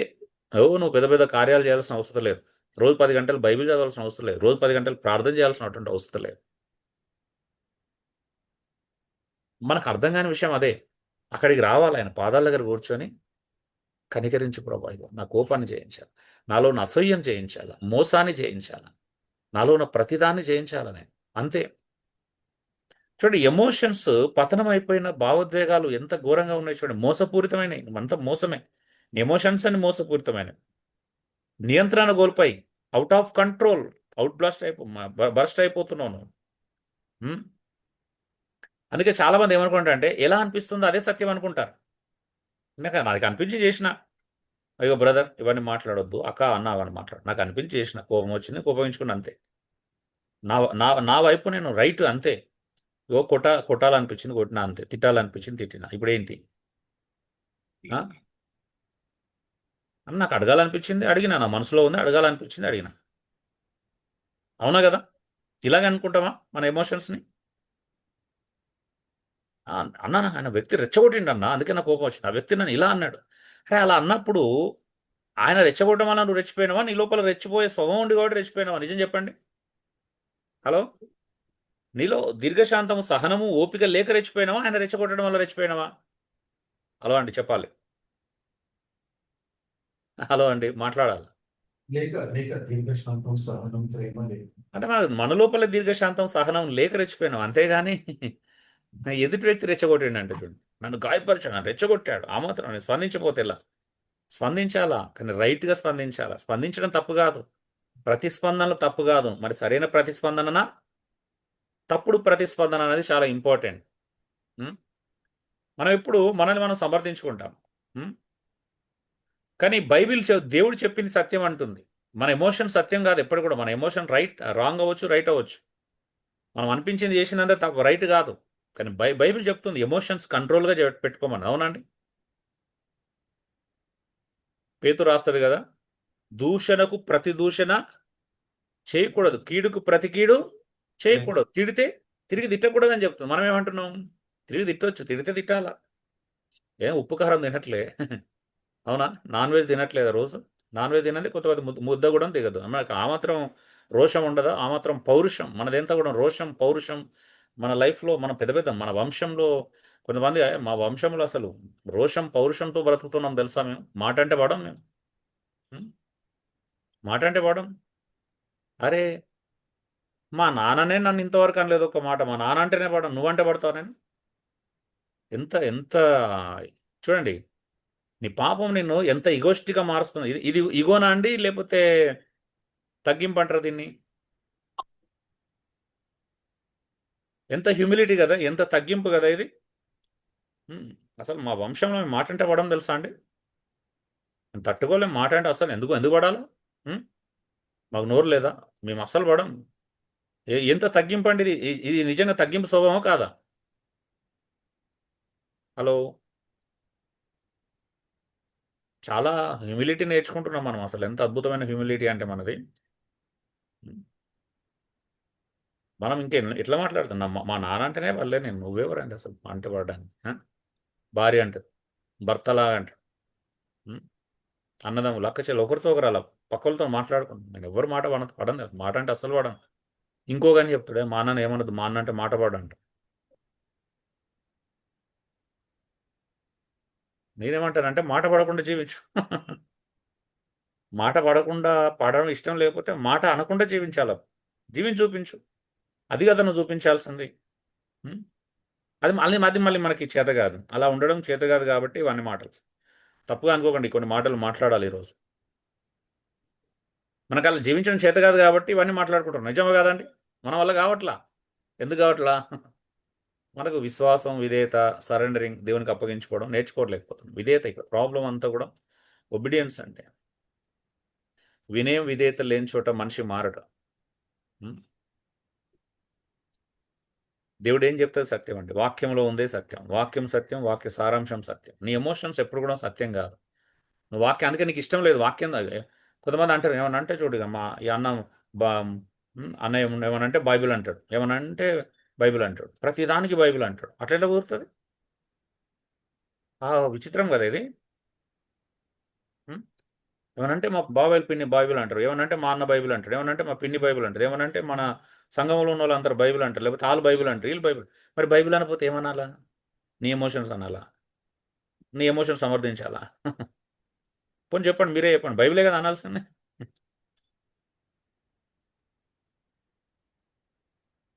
నువ్వు మళ్ళీ బైబిల్ వాడుకోవచ్చు. గ్రేటెస్ట్ థింగ్ చెప్తున్నా మీకు ఒక మంచి విషయం. నువ్వు బైబిల్ వాడుకోవచ్చు. బైబిల్ ఏమని చెప్తుంది? ఇగో భర్తకు లోబడమని చెప్తుంది. లోబడు అని భార్యకు చెప్పొచ్చు మళ్ళా. ఆ? భార్య బైబిల్ వాడవచ్చు. ఏమని? భార్య ఏమన్నాడు? దేవుడు ఏమన్నాడు? సొంత శరీరం వల్ల నన్ను ప్రేమించమన్నాడా లేదా? ప్రేమించు. మళ్ళీ భార్య బైబిల్ వాడవచ్చు. ఎవరు వాడకూడదండి బైబిల్? హలో, మాట్లాడారంటండి. నేను వాడకూడదు బైబిల్, మాలాంటి వాడకూడదు. మీరు వాడుకోవచ్చు ఇంట్లో. భార్య భర్త మీద, భర్త భార్య మీద బైబిల్ వాడుకోవచ్చు. నిజమే కదా? హలో. మాకు అనుకూలమైంది ఉన్నప్పుడు అదన్నమాట. అదే అందుకే చెప్తున్నా కదా, స్వార్థపూరితమైన అస్థిరం. మనం ఎంత ఎంత స్వార్థపూరితం చూడు. నీకు అవసరమైతే నువ్వు బైబిల్ వాడొచ్చు. మేము నిన్ను నీకోసం నాకు అవసరం కూడా కాదు అక్కడ. నీ విషయమే. నీ ఎమోషన్స్ కంట్రోల్ చేయడానికి మేము బైబిల్ వాడితే తప్పు. నువ్వు వాడుకోవచ్చు బైబిల్. ఎంత అద్భుతం చూడండి. నువ్వు తప్పు చేయడానికి, నువ్వు తప్పు చేసినప్పుడు సరిదిద్దడానికి బైబిల్ వాడకూడదు. కానీ నీకు అనుకూలంగా ఉన్నప్పుడు నువ్వు బైబిల్ వాడుకోవచ్చు. వావ్, గ్రేట్ అండి. మనం ఇట్లా ఇట్లా ఇట్లా ఒకసారి ఇట్లా అనుకోండి, అందరం ఇట్లా శబాష్ బెటా అనుకోండి. హలో.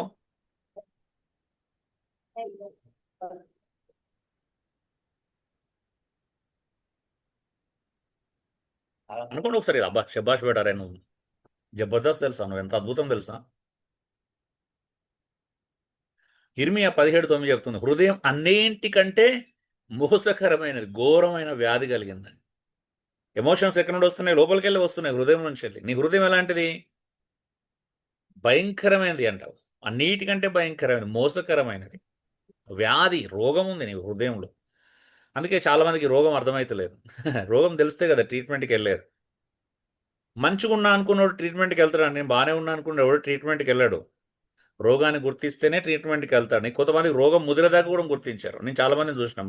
మన మన బంధువుల్లో, మన స్నేహితులు చూస్తాం కదా, కొంతమందికి రోగం ముదిరి హాస్పిటల్ అడ్మిట్ అయ్యేంత వరకు కూడా చూసుకోరు. అవునా? డాక్టర్ అనవసరంగా మళ్ళీ ఎదుర్కొ చెప్తారు. చూసాం ఇప్పుడు కొంతమంది కిడ్నీలు పాడేదాకా, అంటే అంత అంత సివియర్ పరిస్థితి వచ్చే వరకు కూడా, అంటే అది ఇంకా డేంజర్. చిన్న చిన్న విషయాలే. కొంతమంది జ్వరం, అంటే జ్వరంతో కూడా అంటే అంటే ఏమంటారు, జాండీస్ వచ్చేంత వరకు, పసకలు అయ్యేంత వరకు కొంతమంది అలా ఉంటారు. మళ్ళీ ఇష్టానుసారంగా తినేస్తారు తెలిసినా కూడా. అంటే మనం ఫస్ట్ ఒక ప్రాబ్లం వచ్చిందని గుర్తించకపోతే సొల్యూషన్ ఎట్లా వెతుకుతాం? నీకు అర్థం కావాలి ఫస్ట్ ఆఫ్ ఆల్, మనలో ఓ రోగం ఉంది, మన హృదయమే అన్నిటికంటే రోగం కలిగింది, వ్యాధి కలిగింది, మన చుట్టూ కాదు. దేవుడు ఎక్కడ చెప్పలా. కొంతమంది పక్కలకు అప్పులే చేసుకుంటారు, బైబిల్లో ఇలా చెప్పట్లేదు. పక్కోని హృదయం అన్నిటికంటే మోసకరమైంది, భయంకరమైన వ్యాధి కలిగిందని చెప్తుందా, నీ హృదయం గురించి మాట్లాడుతుందా ఇక్కడ? హలో అండి, ఇక్కడ దేవుడు మన హృదయం గురించి మాట్లాడుతుండా, పక్కల హృదయం గురించి మాట్లాడుతున్నాడా?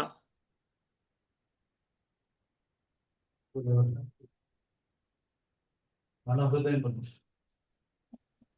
సో హృదయము మన హృదయం అన్నిటికంటే ఆ, మోసకరమైనది, భయంకరమైనదండి అసలు. ఉం? అందుకే కదా స్వార్థం. నీకు అవసరమైతే బైబిల్ వాడుకుంటావు, నేను సరిదిద్దడానికి మాత్రం బైబిల్ వద్దంటావు. ఏమనంటే బైబిల్ మాట్లాడతారు, ప్రేమ అంటారు, సహనం అంటారు, దీర్ఘశాంతం అంటారు, క్షమించడం అంటారు. దీని అర్థం ఏంటిదంటే నీకు అవి లేవు, నీకు అది ఇష్టం లేదు కాబట్టి నీకు అది నచ్చట్లా. క్షమ అంటారు, ఇవన్నీ ఎందుకు, ఇదంతా ఏంది అంటే నీ నీ ఎమోషన్స్. ఒకసారి ఆలోచించు. చూడండి, బైబిల్ ప్రకారం పరిపక్వ భావోద్వేగ జీవితం కూడా ఉంది. ఏంటని చూద్దామా? ఉమ్. బైబిల్ ప్రకారం పరిపక్వ భావోద్వేగ జీవితం ఏంటిది? భావోద్వేగ నియంత్రణ. 3వ పాయింట్లో ఏలో చూస్తున్నాం. భావోద్వేగ నియంత్రణ, సెల్ఫ్ కంట్రోల్. పరిశుద్ధాత్మ ఫలంలో ఒకటి ఏంటిది అంటే ఆత్మ నిగ్రహం కదా, ఆశా నిగ్రహం అని అంటాం. ఉమ్. పరిణితి చెందిన విశ్వాసి కోపాన్ని నియంత్రిస్తాడు. ఉమ్. భావోద్రేకాలు లొంగిపోడండి, భావోద్వేగాలతో నిర్ణయాలు కూడా తీసుకోడు. తెలుసా, నేను ఈ రోజుకి ఒక్క నిర్ణయం తీసుకోవాలంటే 100 సార్లు ఆలోచిస్తాను. ఇంతవరకు ఒక ఎమోషనల్ నిర్ణయం తీసుకుంటే చాలా ప్రమాదం. ఏ పని, ఒక చిన్న పని చేయాలంటే మనం చాలాసార్లు కోపాన్ని నియంత్రించుకోం. నిజమైనటువంటి పరిపక్వత కలిగినటువంటి విశ్వాసం ఏం చేస్తాడంటే కోపాన్ని, తన ఎమోషన్స్ నియంత్రించుకుంటాడు. అదే పరిపక్వత నిదర్శనం. అరే, ఒకప్పుడు కోపగించుకున్నాడు, ఇప్పుడు కోపం రావట్లే, ఏంటి అది? అదే ప్రజలు ఆశ్చర్యపోవాలా. పరిణితి చెందుతున్న వ్యక్తి ప్రజలను ఆశ్చర్యపరుస్తూ ఉంటాడు, కుటుంబ సభ్యులను, చుట్టుపక్కల వారిని ఆశ్చర్యపరుస్తూ ఉంటాడు. అబ్బో, ఒకప్పుడు ఇలా ఉండేవాడు, అసలు ఎంత మారిపోయాడంటే తెలుసా అండి. అలా కోపాన్ని నియంత్రించుకుంటాం. భావోద్రేగాల్లో లొంగిపోం. ప్రతి చిన్న విషయాలకి భావోద్రేగాలకు లొంగిపోమండి. మీకు తెలుసా, బలవంతుడు అని ఎవరిని అంటారండి? ఎవరు బలవంతులు? ఎమోషనల్ అయ్యేవాడు బలవంతుడా, ఎమోషనల్ కంట్రోల్ చేసుకునేవాడు బలవంతుడా? మీరే చెప్పండి.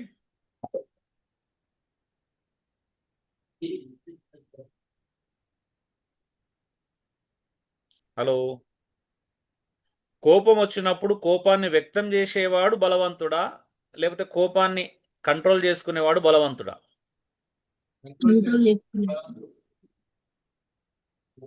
కోపం వచ్చి ఎంతమందిని ఎక్కువ కొట్టగలుగుతారో అతడు బలవంతుడు. అంత బలవంతుడా? వామ్మో. అవును.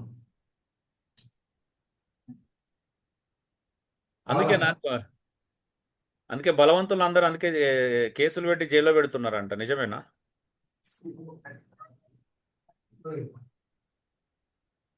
ఈ బలవంతులందరూ సమాజంలో ఉంటే మంచిది కాదని జైల్లో పెడుతున్నారంట, కేసులు బుక్ చేస్తూ. ఎవరైనా ఎదుటి వ్యక్తిని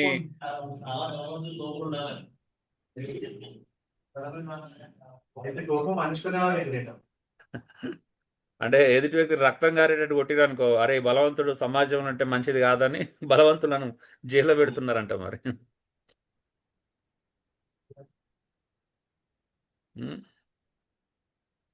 చాలా మంది భార్యలు బలవంతులు, ఇలాంటి బలవంతులతో కాపురం చేయలేక ఇంటికి వెళ్ళిపోతున్నారంట. అమ్మో, నా భర్త చాలా బలవంతుడు, ప్రతి చిన్న విషయాన్ని నన్ను కొడుతూనే ఉంటాడు, తిడతాడు, ఇంత బలవంతులతో నేను కాపురం చేయలేను అని బలవంతులతో ఉండలేరు చాలామంది. అవునండి? అంటే మీరు అనుకునే బలవంతులు. ఎమోషన్స్ను అడ్డదిడ్డంగా వ్యక్తపరిచేవాడు బలవంతుడు కాదు, బలహీనుడు మాత్రమే ఎమోషనల్ అవుతాడు. బలవంతుడు ఎమోషనల్ కాలేడు. బలవంతుడు తన ఎమోషన్స్ని అధిగమిస్తూ ఉంటాడు, మెల్లమెల్లగా అధిగమిస్తాడు. ఫస్ట్ కొంచెం అదైనా తొందరగా అధిగమించుకుంటూ వెళ్తాడు, మెల్లమెల్లగా వాటిని ఓవర్కమ్ చేయించుకుంటూ వెళ్తాడు.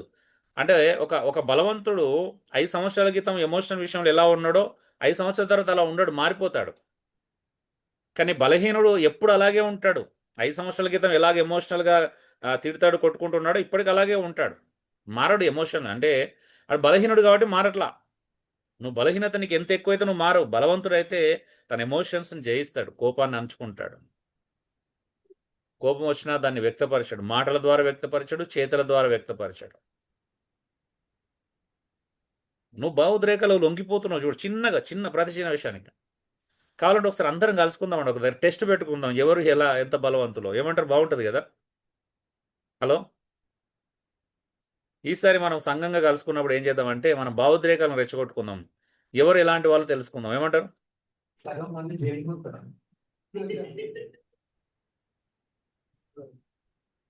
అన్న, జైల్లో పెట్టాల్సి వస్తుంది సగం మంది.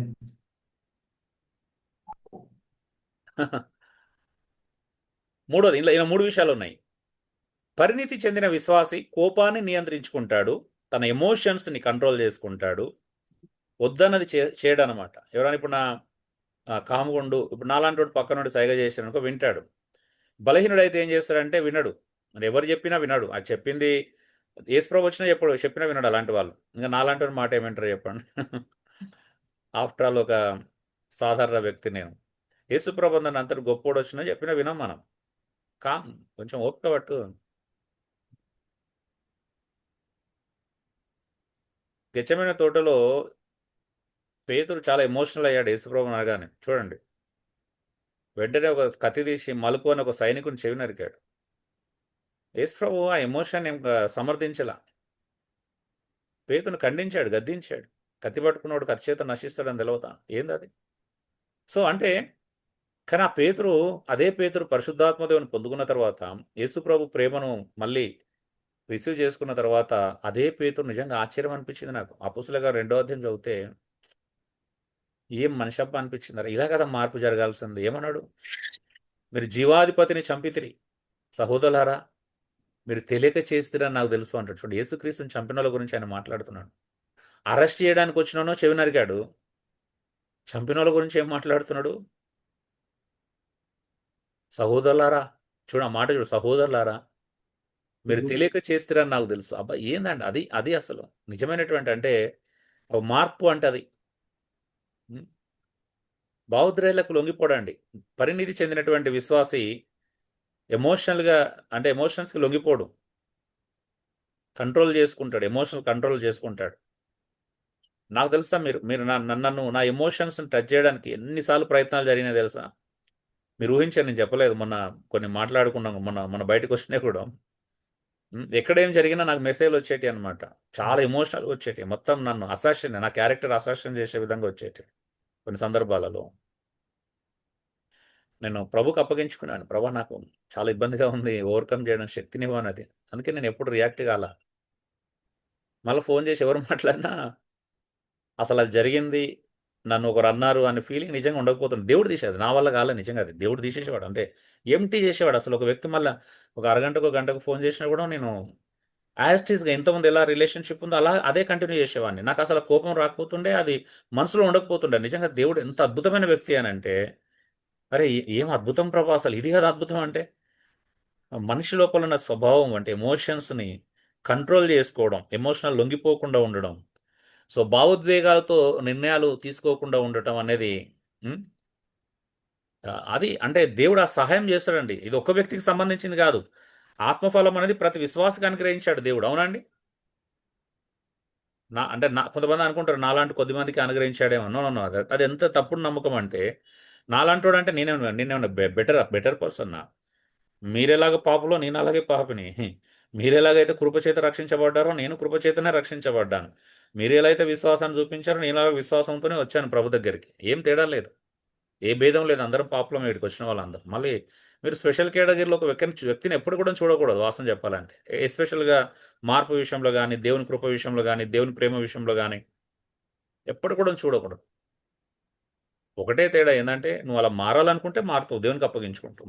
మారొద్దు అనుకుంటే మారలేవు, అంతే తేడా.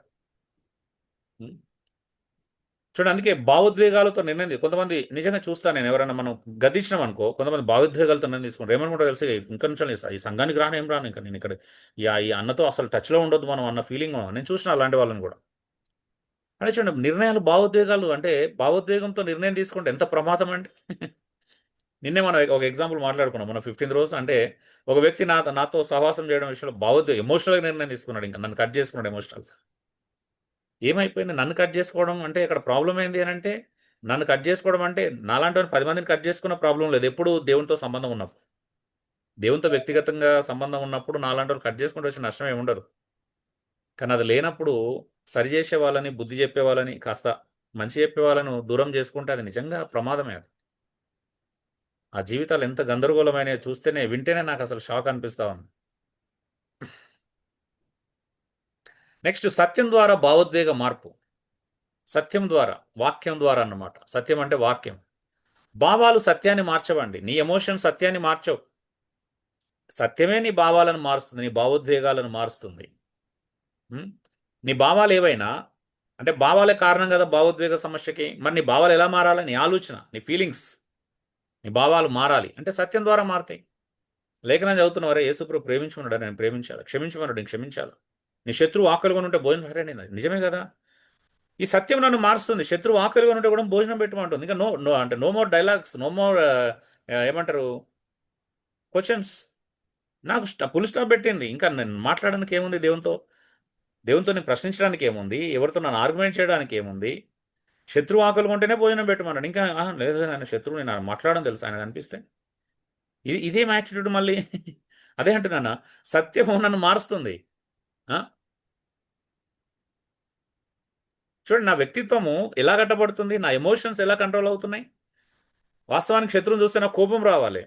కానీ వాక్యం నన్ను ఏం చేస్తుందంటే శత్రువుని చూస్తే ప్రేమించు, క్షమించమని నేర్పిస్తుంది. ఒకవేళ నీ శత్రువు నీకు అలా ఉంది, ఆకలిగా ఉంటే వెళ్ళి భోజనం పెట్టమని అంటుంది. వావ్! దేవుడు నా ఆలోచన విధానం మార్చేశాడు దేవుడు. ఇది ప్రాక్టికల్‌గా చేస్తున్నప్పుడు చాలా ఆనందం కలిగింది. ఒకప్పుడు ద్వేషించే వాళ్ళు సలహం అంటే నమస్తే ఎక్కడైనా కనిపిస్తే నమస్తే అన్న అని పలకరించడం ప్రారంభం. అంటే చూడండి యేసుప్రభు చెప్పింది నిజమే కదా! లేఖనం చెప్పింది నిజమే కదా! ఆ! అలా చేస్తేనంట నువ్వు నిప్పుల కుంపటి తీసుకొచ్చి నెత్తి మీద గుమ్మరించినట్టు. పగ తీర్చడం నా పని అన్నాడు. దేవుని పని అది. మనం ఎందుకు తీర్చుకుంటున్నాం? క్లియర్‌గా చెప్పాడు. పగ తీర్చడం నా పనిరా భాయ్. నువ్వు ప్రేమించు అంతే. పగ తీర్చి నేను తీసుకుంటాను. నీకేమైనా అవసరమైతే నేను తీర్చుకుంటా. అది నా పని. నువ్వేం చేయి? నీ శత్రువు ఆకలిలో ఉంటే భోజనం పెట్టు. అలా చేస్తే ఏమైతే తెలుసా? ఒక నిప్పుల కుంపటి తీసుకొచ్చి నెత్తి మీద గుమ్మరించినట్టు తట్టుకోలేడు ఆడ. మనం అలా ప్రేమించాం. హ్మ్. మనమేమో శత్రుత్వం తీసుకోవడానికి పోతాం. ఇంకా పెంచుకోవాలని ప్రయత్నం చేస్తాం. అందుకే నా ఎమోషన్స్‌ని కంట్రోల్ చేసేదేంటో తెలుసా? సత్యం. వాక్యం. మన ఎమోషన్స్‌ని కంప్లీట్‌గా కంట్రోల్ చేసేది సత్యమే.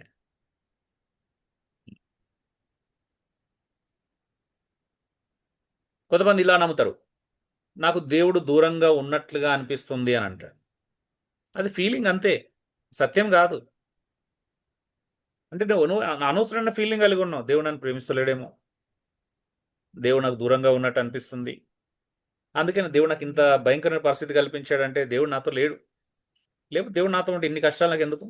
ఇన్ని ఆర్థిక ఇబ్బందులు నాకెందుకు? ఇంత భయంకరమైన ఈ కోపం, ఎమోషన్స్ ఎందుకు నన్ను ఇంత ఇబ్బంది పరుస్తా ఉన్నాయి? దేవుడు నాతో ఉంటే నేను ఎందుకు ఇలా తయారవుతున్నాను? ఇవన్నీ మనం ఆలోచిస్తాం. No, no, no.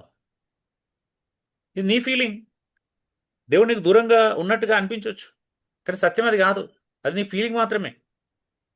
ఏ తండ్రి తన కుమారుని దూరంగా ఉండడు. దూరంగా ఉన్నట్టు అనిపించొచ్చు బహుశా. అనిపించడం వేరు, వాస్తవానికి దూరంగా ఉండటం వేరు. ఒకవేళ దూరంగా ఉన్నట్టుగా అనిపించేది నీ కోసమే, నీ మేలు కోసమే. హ్మ్.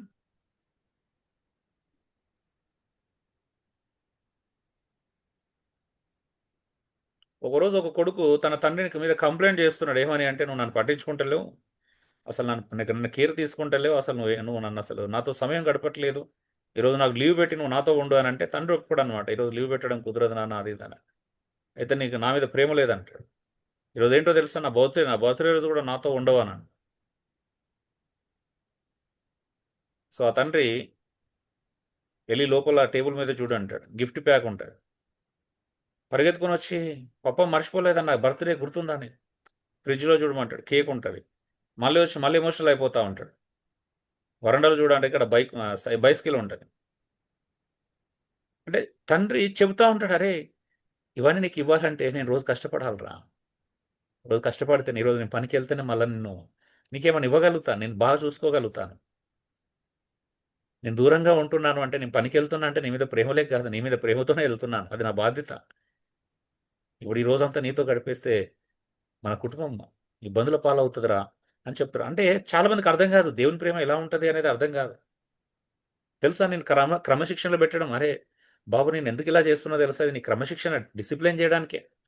ఈ క్రమశిక్షణలో నేను పెట్టకపోతే నువ్వు ఇంకా వరస్ట్ అయిపోతావు. నువ్వు ఇంకా దౌర్భాగ్యకరమైన పరిస్థితికి వెళ్తావు.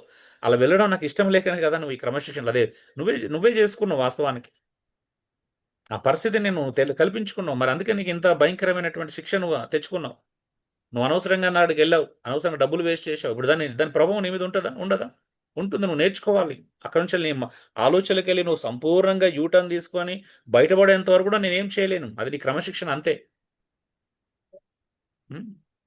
చాలా మంది క్రమశిక్షణ అర్థం చేసుకోరండి. దేవుడు దూరంగా ఉన్నారు అనుకుంటాడు. ఎందుకో తెలుసా? నువ్వు ఇప్పటికీ మారలే. నీ ఆలోచనలో మారలా. మేము బహుశా నువ్వు ఇంకా ఇప్పటికో అద్భుతం జరగాలని కోరుకుని ఉండొచ్చు. దేవుడు అద్భుతం చేయడు ఇప్పుడు నీ జీవితంలో. ఎందుకంటే ఫస్ట్ నీ ఆలోచన మారాలి. ఆయన వెయిట్ చేస్తాడు. నిన్ను వదలడు. 100% చెప్తున్నా. మేము ఈ రోజు మధ్యలో గొప్ప సత్యాలు తెలుసుకుంటాం దేవుని దగ్గర నుంచి వెళ్ళి. దేవుడు నిజంగా నిన్ను వదలడండి. నువ్వు ఎంత వరస్ట్ కండిషన్లో ఉన్నా వదలడు. తెలుసా? ఒక్కసారి నిన్ను దేవుడు రక్షించుకున్నాడంటే నువ్వు ఎంత వరస్ట్ కండిషన్లో ఉన్నా నేను వదలడు. చాలా మందికి ఆ సాల్వేషన్ విషయంలో క్లారిటీ లేదు. నేను దాని గురించి మాట్లాడతాను. ఇంతకుముందు ఒక ఎగ్జాంపుల్ మొదటి అంటే రోమపత్రిక 1వ అధ్యాయం 24, 26, 28 వచనాలు క్రైస్తవుల గురించి చెప్పలేదండి. నేను కూడా ఒకప్పుడు అలాగే అనుకున్నాను. No, no, no. నేను భ్రష్టతకు అప్పగించడము, నేను నాశనానికి అప్పగించడము, అది దేవుడు క్రైస్తవులు అలా అప్పగించడం అని ఎంతమంది తెలుసు? అది తెలుసా మీకు? అది చాలా మంది తెలియదు. అది మనకే అనుకుంటారు. No, no, no. Never, never, never. దేవుడు ఎప్పుడూ ఆ పని చేయడు.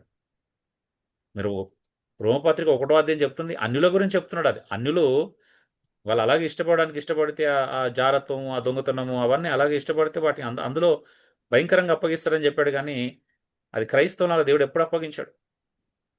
అసలు క్రైస్తవుడు పాపంలో కొనసాగడు. అప్పుడప్పుడు పాపం చేయొచ్చు గానీ, పాపంలో కంటిన్యూ చేయలేడు. నిజమైన క్రైస్తవుడు చేయలేడు అలాగా. దేవుడు చేయనివాడు. అంటే దేవుడు నేను ఏదో రకంగా బుద్ధి చెప్తాను. నేను క్రమశిక్షణలో పెడతాను. నేను డిసిప్లిన్ చేస్తాను. నేను నీ గౌరవాన్ని తీసేసో, నేను మొత్తం సమాజంలో సిగ్గుపరచో, ఏదో రకంగా దేవుడు నిన్ను క్రమశిక్షణలో పెడతాడు. అంతేగాని దేవుడు నిన్ను వదలడండి.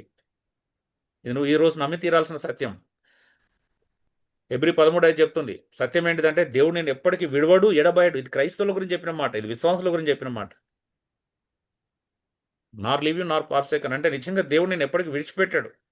వదలడండి. ఆయన ఎన్నడు నేను విడవడు.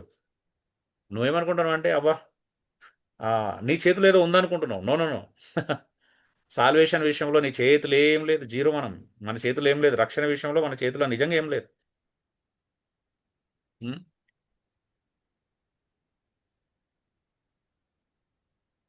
అంటే ఒకవేళ నువ్వు గర్వించడానికి ఏం లేదు సాల్వేషన్ విషయంలో.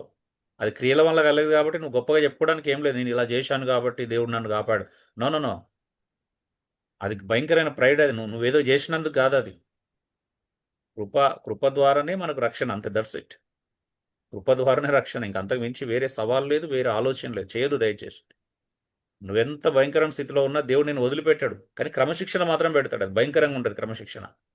నిన్ను సిగ్గుపరచవచ్చు, నువ్వు సమాజంలో నిన్ను అవమానపరచవచ్చు. అక్కడి నుంచి వెళ్ళి తన మహిమను నీ నుంచి వెళ్ళి మళ్ళీ అది చేసుకుంటాడు. నేను ఆర్థికంగా నలగొట్టవచ్చు, నేను జీరో చేస్తాడు అన్ని విషయాలను. హీరో అనుకున్న ప్రతిసారి జీరో చేసేస్తాడు. అట్లా చేస్తాడు. అంతేగాని నేను వదలడు. ఎంత దూరం వెళ్తావు వెళ్ళనిస్తాడు నేను. నీ స్వేచ్ఛ నువ్వు ఎంత దూరం వెళ్తావు వెళ్ళనిస్తాడు. కానీ రప్పించుకుంటాడు ఆయన. ఫైనల్గా తన దగ్గర రప్పించుకుంటాడు. ఏం చేసినా రప్పించుకుంటాడు ఆయన. మోకాల మీద తీసుకొచ్చుకుంటాడు ఆయన. చాలా మందికి రక్షణ విషయంలో క్లారిటీ లేదు. మనం దాని గురించి ప్రత్యేకించి మాట్లాడుకుందాం. ఎగ్జాంపుల్ చెప్తున్నా అంటే దేవుడు మనల్ని నిజంగా వదిలిపెట్టాడంటే కేవలం నిన్ను సత్యం ద్వారా నీ భావోద్రేకాలు మార్చుకోవాలంతే. మారుస్తాడు ఆయన.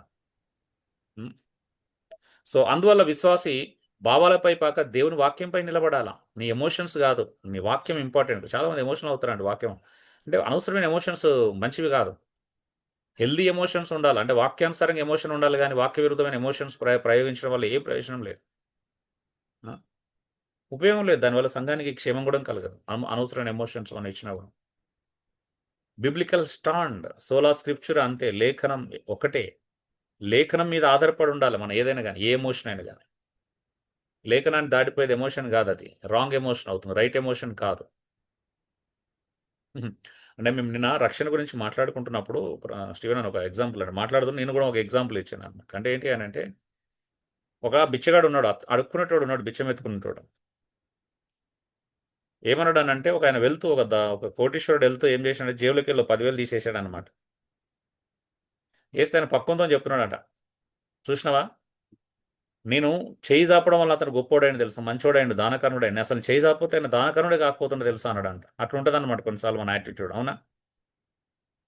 రక్షణ విషయంలో నిజంగా మనం ఏం చేయం.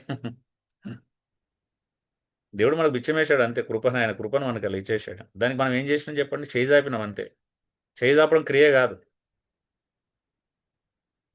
విశ్వాసం ఉంచడం క్రియ కాదండి.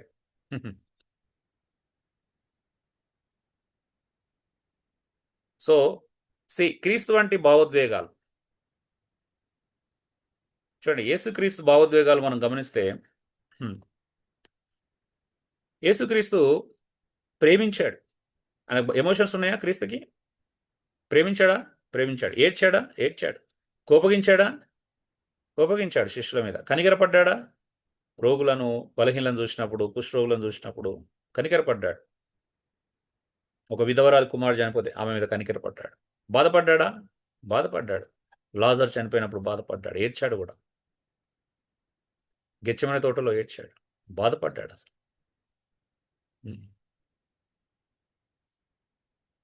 కానీ పాపం చేయలేదండి. ఆశ్చర్యం ఏంటి తెలుసా? యేసుప్రభు ఇవన్నీ చేశాడు కానీ పాపం చేయలా. భావోద్వేగాలకు బానిస కాదాయన.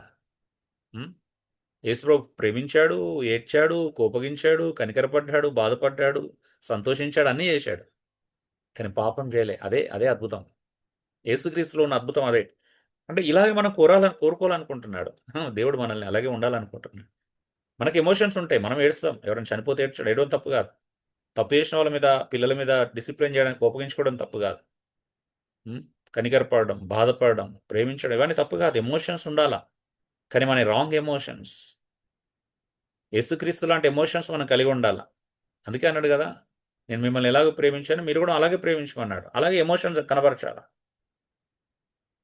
సో మన ఎమోషన్స్ తారుమారు అవుతున్నాయి. అంటే మన రిలేషన్షిప్స్లో చాలా ప్రాబ్లమ్స్ ఉన్నాయి. మన భావబంధాలలో, మన యొక్క బంధాలలో, సంబంధాలలో ఇవన్నీ మెరుగుపడాలంటే దేవునితో సరైన సంబంధం కదా. మళ్ళీ మొదటికి వెళ్ళాలి, ఆత్మీయ విభాగం కదా, స్పిరిచువల్ ఏరియా ఫంక్షన్కి వెళ్ళాలి. అక్కడ నుంచి స్టార్ట్ అయింది మన జర్నీ.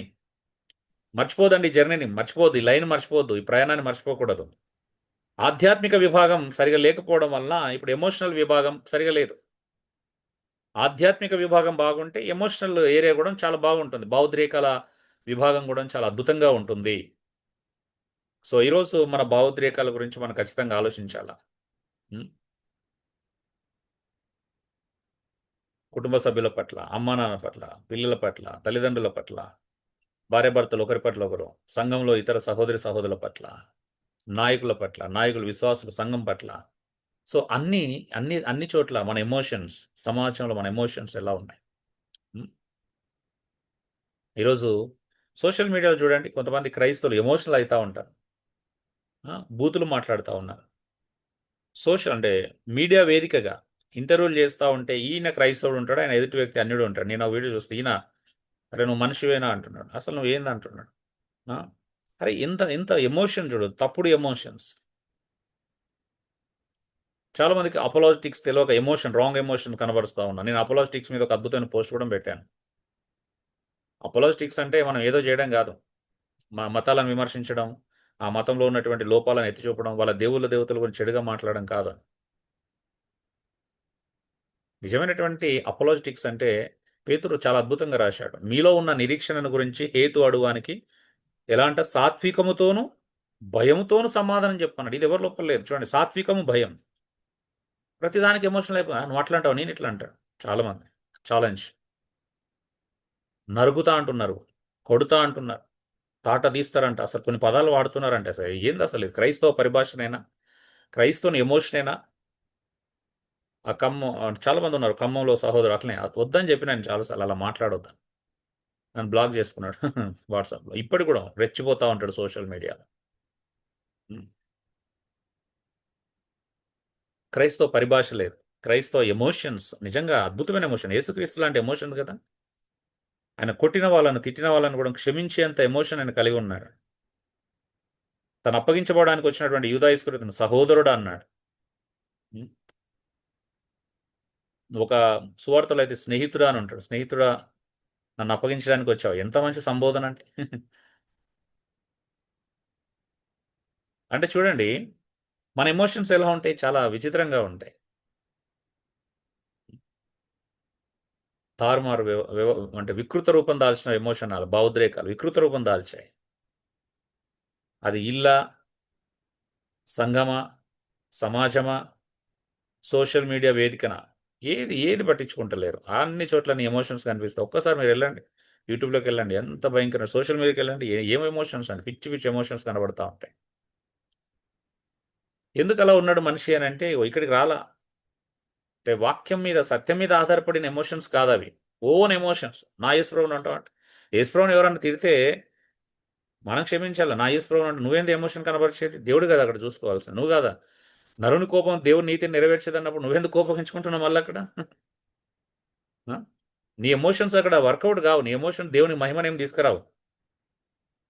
మన ఎమోషన్స్ అలా అంటే బయట జరుగుతున్నాయి చెప్తున్నాను. మనం కూడా అంటే దాని నుండి ఒక పాఠం నేర్చుకోవాలి. మన ఎమోషన్స్ ఎంత కంట్రోల్ చేసుకోవాల్సినటువంటి అవసరం ఉంది అనేది. వీక్గా ఉన్నమాట. We are emotional weak. చాలా వీక్ అండి. అందులో ఇంకా స్త్రీలు ఎక్కువ వీక్ ఉంటారు. తప్పుగా అనుకోదు, ఎందుకంటే వాళ్ళు ఎమోషనల్ వీక్ ఉంటారు. అందరం వీకే. భావోద్రేకాల పరంగా అందరం వీకే. అందులో డౌట్ లేదు.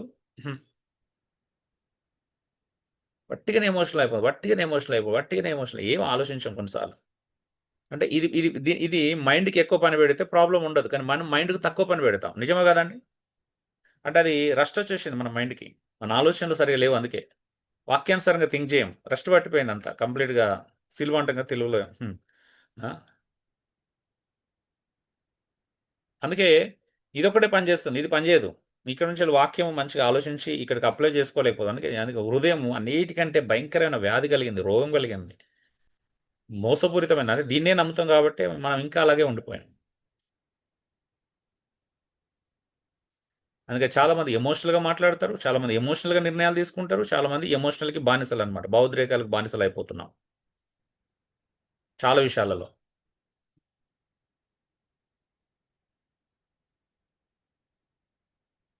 ఒక్క క్షణం ఆలోచిస్తే ఏమవుతుంది? ఒక 2 నిమిషాలు ఆలోచిస్తే తప్ప. దీని ఎందుకు చెప్తున్నాడో మనం ఎంత బలహీనం అర్థం చేసుకోవడానికి, కించపరచడానికి కాదు. ఓకే, మీరు వాక్యానికి లోబడితే బాగా సాఫీగానే ఉంటుంది లైఫ్. లోబడిపోతే దేవుని చేతిలో పడితే దేవుడు మంచిగా పెడతాడు. క్రమశిక్షణ ఆయన ఆయన ఎట్లుంటుందంటే స్మూత్గా ఉండదు ఆయన క్రమశిక్షణ. ఆర్మీ ఆఫీసర్లు పెట్టేదానికంటే ఘోరంగా ఉంటుంది ఆయన క్రమశిక్షణ. మీరు కావాలని చూడండి, ఎవ్వరు క్రమశిక్షణ ఒక్కసారి అందరి జీవితాలను చూడండి ఒకసారి, ఆయన ఎట్లా క్రమశిక్షణలో పెడతాడు అనేది. స్ట్రాంగ్ ఉంటుంది అది. నువ్వు చేసే తప్పుల వలన వచ్చే కాన్సిక్వెన్సెస్ నువ్వు ఎప్పుడు కూడా కోల్పోవు, పరిణామాలు అనుభవించాల్సిందే. భక్తులందరూ తప్పు చేసిన భక్తుల జీవితంలో పరిణామాలు అనుభవించారు, వాటి తప్పించుకోలేవు నువ్వు. అది ఏ రకమైన విషయమైనా కావచ్చు. So dear brothers and sisters, కాబట్టి ఆలోచించండి. ఈరోజు మనము భావోద్రేకాల్లో 3 విషయాలు నేర్చుకున్నాం. ఇంకొక 3 విషయాలు ఉన్నాయి, 4, 5, 6 పాయింట్స్ ఉన్నాయి. మనం తర్వాత నెక్స్ట్ వీక్లో చూద్దాం, ఎందుకంటే ఇప్పటికీ సమయం ఎందుకు మళ్ళీ ఎక్కువైపోతుంది. ఈ 3 పాయింట్స్ ఇప్పుడు క్లోజ్ చేయడం కుదరదు, కాబట్టి నువ్వు మంచిగా అర్థం చేసుకోవడానికి ప్రయత్నం చేయండి. నీ హృదయంలో మంచి ఎమోషన్స్ లేకపోతే ప్రమాదం. అందుకే నీ ఎమోషన్ బట్టి నువ్వేం చేయొచ్చు, నిర్ణయం తీసుకోవచ్చు. నీ హృదయంలో ఏముంటాయి తెలుసా? ఆలోచనలు ఉంటాయి, ఎమోషన్స్ భావోద్రేకాలు ఉంటాయి, థాట్స్ ఉంటాయి, తలంపులు ఉంటాయి. రెండోది భావోద్రేకాలు ఉంటాయి, ఎమోషన్స్. మూడోది విల్ ఉంటుంది, చిత్తం, విల్ పవర్ ఉంటుంది కదా. అంటే నువ్వు నువ్వు ఆలోచన మీదకి వెళ్ళి నువ్వు నిర్ణయం తీసుకోవచ్చు, లేకపోతే నువ్వు ఎమోషనల్ కూడా నిర్ణయం తీసుకోవచ్చు. కానీ చాలామంది ఆలోచన కంటే ఎమోషనల్కి ఎక్కువ నిర్ణయం తొందరగా లొంగిపోతారు. సో కాబట్టి ఇంకా నువ్వు బలహీనుడిగా కనిపిస్తావు. అది రిఫ్లెక్ట్ ఎక్కడ అవుతుంది అంటే నీ సంబంధాలలో, రిలేషన్షిప్లో రిఫ్లెక్ట్ అవుతుంది, ప్రభావితం చూపిస్తుంది. దేవునితో నీ సంబంధంలో ప్రభావితం చూపిస్తుంది, మనుషులతో ఉండే సంబంధంలో కూడా ప్రభావితం చూపిస్తుంది. అందుకే తర్వాత మనం చూస్తాం అది బాడీ ద్వారా వ్యక్తం అవుతుంది. సో రిలేషన్లో ఏమవుతుందంటే అది నీ ప్రభావితం చూపిస్తుంది. నీ రిలేషన్స్ ఎంత వీక్గా ఉన్నాయి, దేవునితో నీ సంబంధం ఎలా ఉంది, మనుషులతో నీ సంబంధ బాంధవ్యాలు ఎలా ఉన్నాయి అనేది ప్రభావితం చూపిస్తాయి అండి. అందుకే ఈ సిస్టమిక్ స్టడీ మనం నేర్చుకునేది తర్వాత భావోద్వేగాల తర్వాత రిలేషనల్ గురించి కూడా నేర్చుకుంటాం. Relational being, so relational area గురించి కూడా నేర్చుకుంటాం. దాని ప్రభావం ఎక్కడ పడుతుంది, ఎలా పడుతుంది అనేది. ఆ తర్వాత బాడీ గురించి నేర్చుకుంటాం, ఫిజికల్ ఏరియా ఫంక్షనింగ్ గురించి కూడా నేర్చుకుంటాం. సో కాబట్టి శ్రద్ధగా వినండి, ఫాలో కండి, అర్థం చేసుకోవడానికి ప్రయత్నం చేయండి. మీ భావోద్రేకాలను దేవునికి అప్పగించండి దయచేసి. సో ఈరోజు కన్క్లూజన్ వరకు మీ భావోద్రేకాలను దేవుని చేతిలో పెట్టండి. ప్రభా ఇగో నా ఎమోషన్స్ని కంట్రోల్ పెట్టుకోండి, నీకు అప్పగిస్తున్నాను, నేను ఎమోషనల్ అవ్వకుండా సహాయం దయచేయను. ఎందుకంటే నేను ఎమోషనల్ క్యారెక్టర్ని డిసైడ్ చేస్తా రేపు. నువ్వెవరు, చెడ్డోడువా, మంచోడువా, కోపిష్టోడువా, అసూయపరుడువా, ద్వేషం ఎక్కువనా, ఏది ఎక్కువ ఉందో కనబడుతుంది నీ లోపల.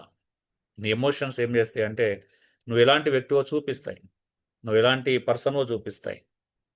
నువ్వు ఎంత చిన్నగా మాట్లాడినా తెలిసిపోతుంది, అరే ఎక్కడో ఈయన లోపల కొద్దిగా అది ఉంది అని అర్థమవుతుంది. అందులో ప్రైడ్ ఉందో తెలుస్తుంది, ఏముందో తెలుస్తుంది, అన్నీ తెలుస్తాయి. నీ అసూయను గను దాచిపెట్టలేవు కొన్ని విషయాలలో. నువ్వు మాటల ద్వారానో నీ ప్రవర్తన ద్వారానో ఏదో రకంగా వ్యక్తం చేస్తావు నువ్వు ఎలాంటి వాడు అని. So thank you, God bless you all. పరిశుద్ధులైనటువంటి తండ్రి, మహోన్నతుడైన మా దేవానికి స్తోత్రాలు. నీ యొక్క ఆశ్చర్యమైన ప్రేమ, అత్యద్భుతమైన కృప మా అందరి పట్ల నీకున్న వాత్సల్యతకై స్తోత్రాలు ప్రభా. పాపం కారణంగా మా భావోద్రేకాలు చెడిపోయినాయి ప్రభా, వికృత రూపం దాల్చేశాయి. అందుకే కోపము, ద్వేషము, అసూయ, అహంకారము ప్రతిదీ మేము వ్యక్తపరుస్తున్నాం ప్రభా. నీ వాక్యం చెప్పినట్టుగా మార్క్స్ వార్తలో 7వ అధ్యాయంలో అన్ని లోపల నుండే వస్తాయి. లోపల నుండే మేము అపవిత్రపరచబడతాం, కానీ బయటికి వెళ్ళి లోపలికి వెళ్ళేది మానవుని అపవిత్రపరచదు. మా లోపల ఉన్నటువంటి స్వభావం ప్రభా చాలా భయంకరమైనది. దీని ప్రభాను మార్చాలనుకుంటున్నాం. దీన్ని నీ కుమారునిలాగా, నీ కుమారుని యొక్క సారూప్యతలోకి చేంజ్ చేయాలనుకుంటున్నాం ప్రభా. అందుకు తగినట్టుగా మేము లేఖనాలకి, నీ సత్యానికి, నీ మాటలకు విధేయత చూపించడానికి కృప చూపించండి. మాకు తగ్గింపు కావాలి ప్రభా, వినయం కావాలి, ఆ విధేయత కావాలి ప్రభా, విశ్వాసం కావాలి. నీకు అప్పగించుకునేటువంటి ఆ స్వభావం మాకు దయచేయండి. సరెండర్ అవ్వడానికి సహాయం దయచేయండి ప్రభా. నీ లేఖనానికి, లేఖన సత్యాలకి, నీ మాటలకి మమ్మల్ని మేము అప్పగించుకునే కృపలో ఎదగటానికి సహాయం దయచేయండి. అందుకు తగిన స్వభావం మాకు కావాలి ప్రభా, కనికరించండి. ప్రతి ఒక్కరం బలహీనమే ప్రభా ఎమోషనల్గా, కానీ నీకు అప్పగించుకున్నప్పుడు మా ఎమోషన్ బలంగా చేస్తావు, స్ట్రాంగ్గా చేస్తావు. దాని అంతటి బట్టి నీకు స్తోత్రాలు చెల్లిస్తాం.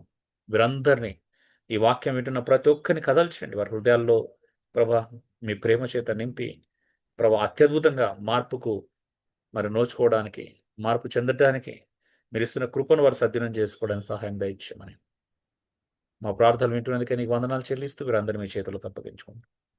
యేసు దివ్యనామంలో వేడుకొంచున్నాను పరలోకపు తండ్రి, ఆమేన్.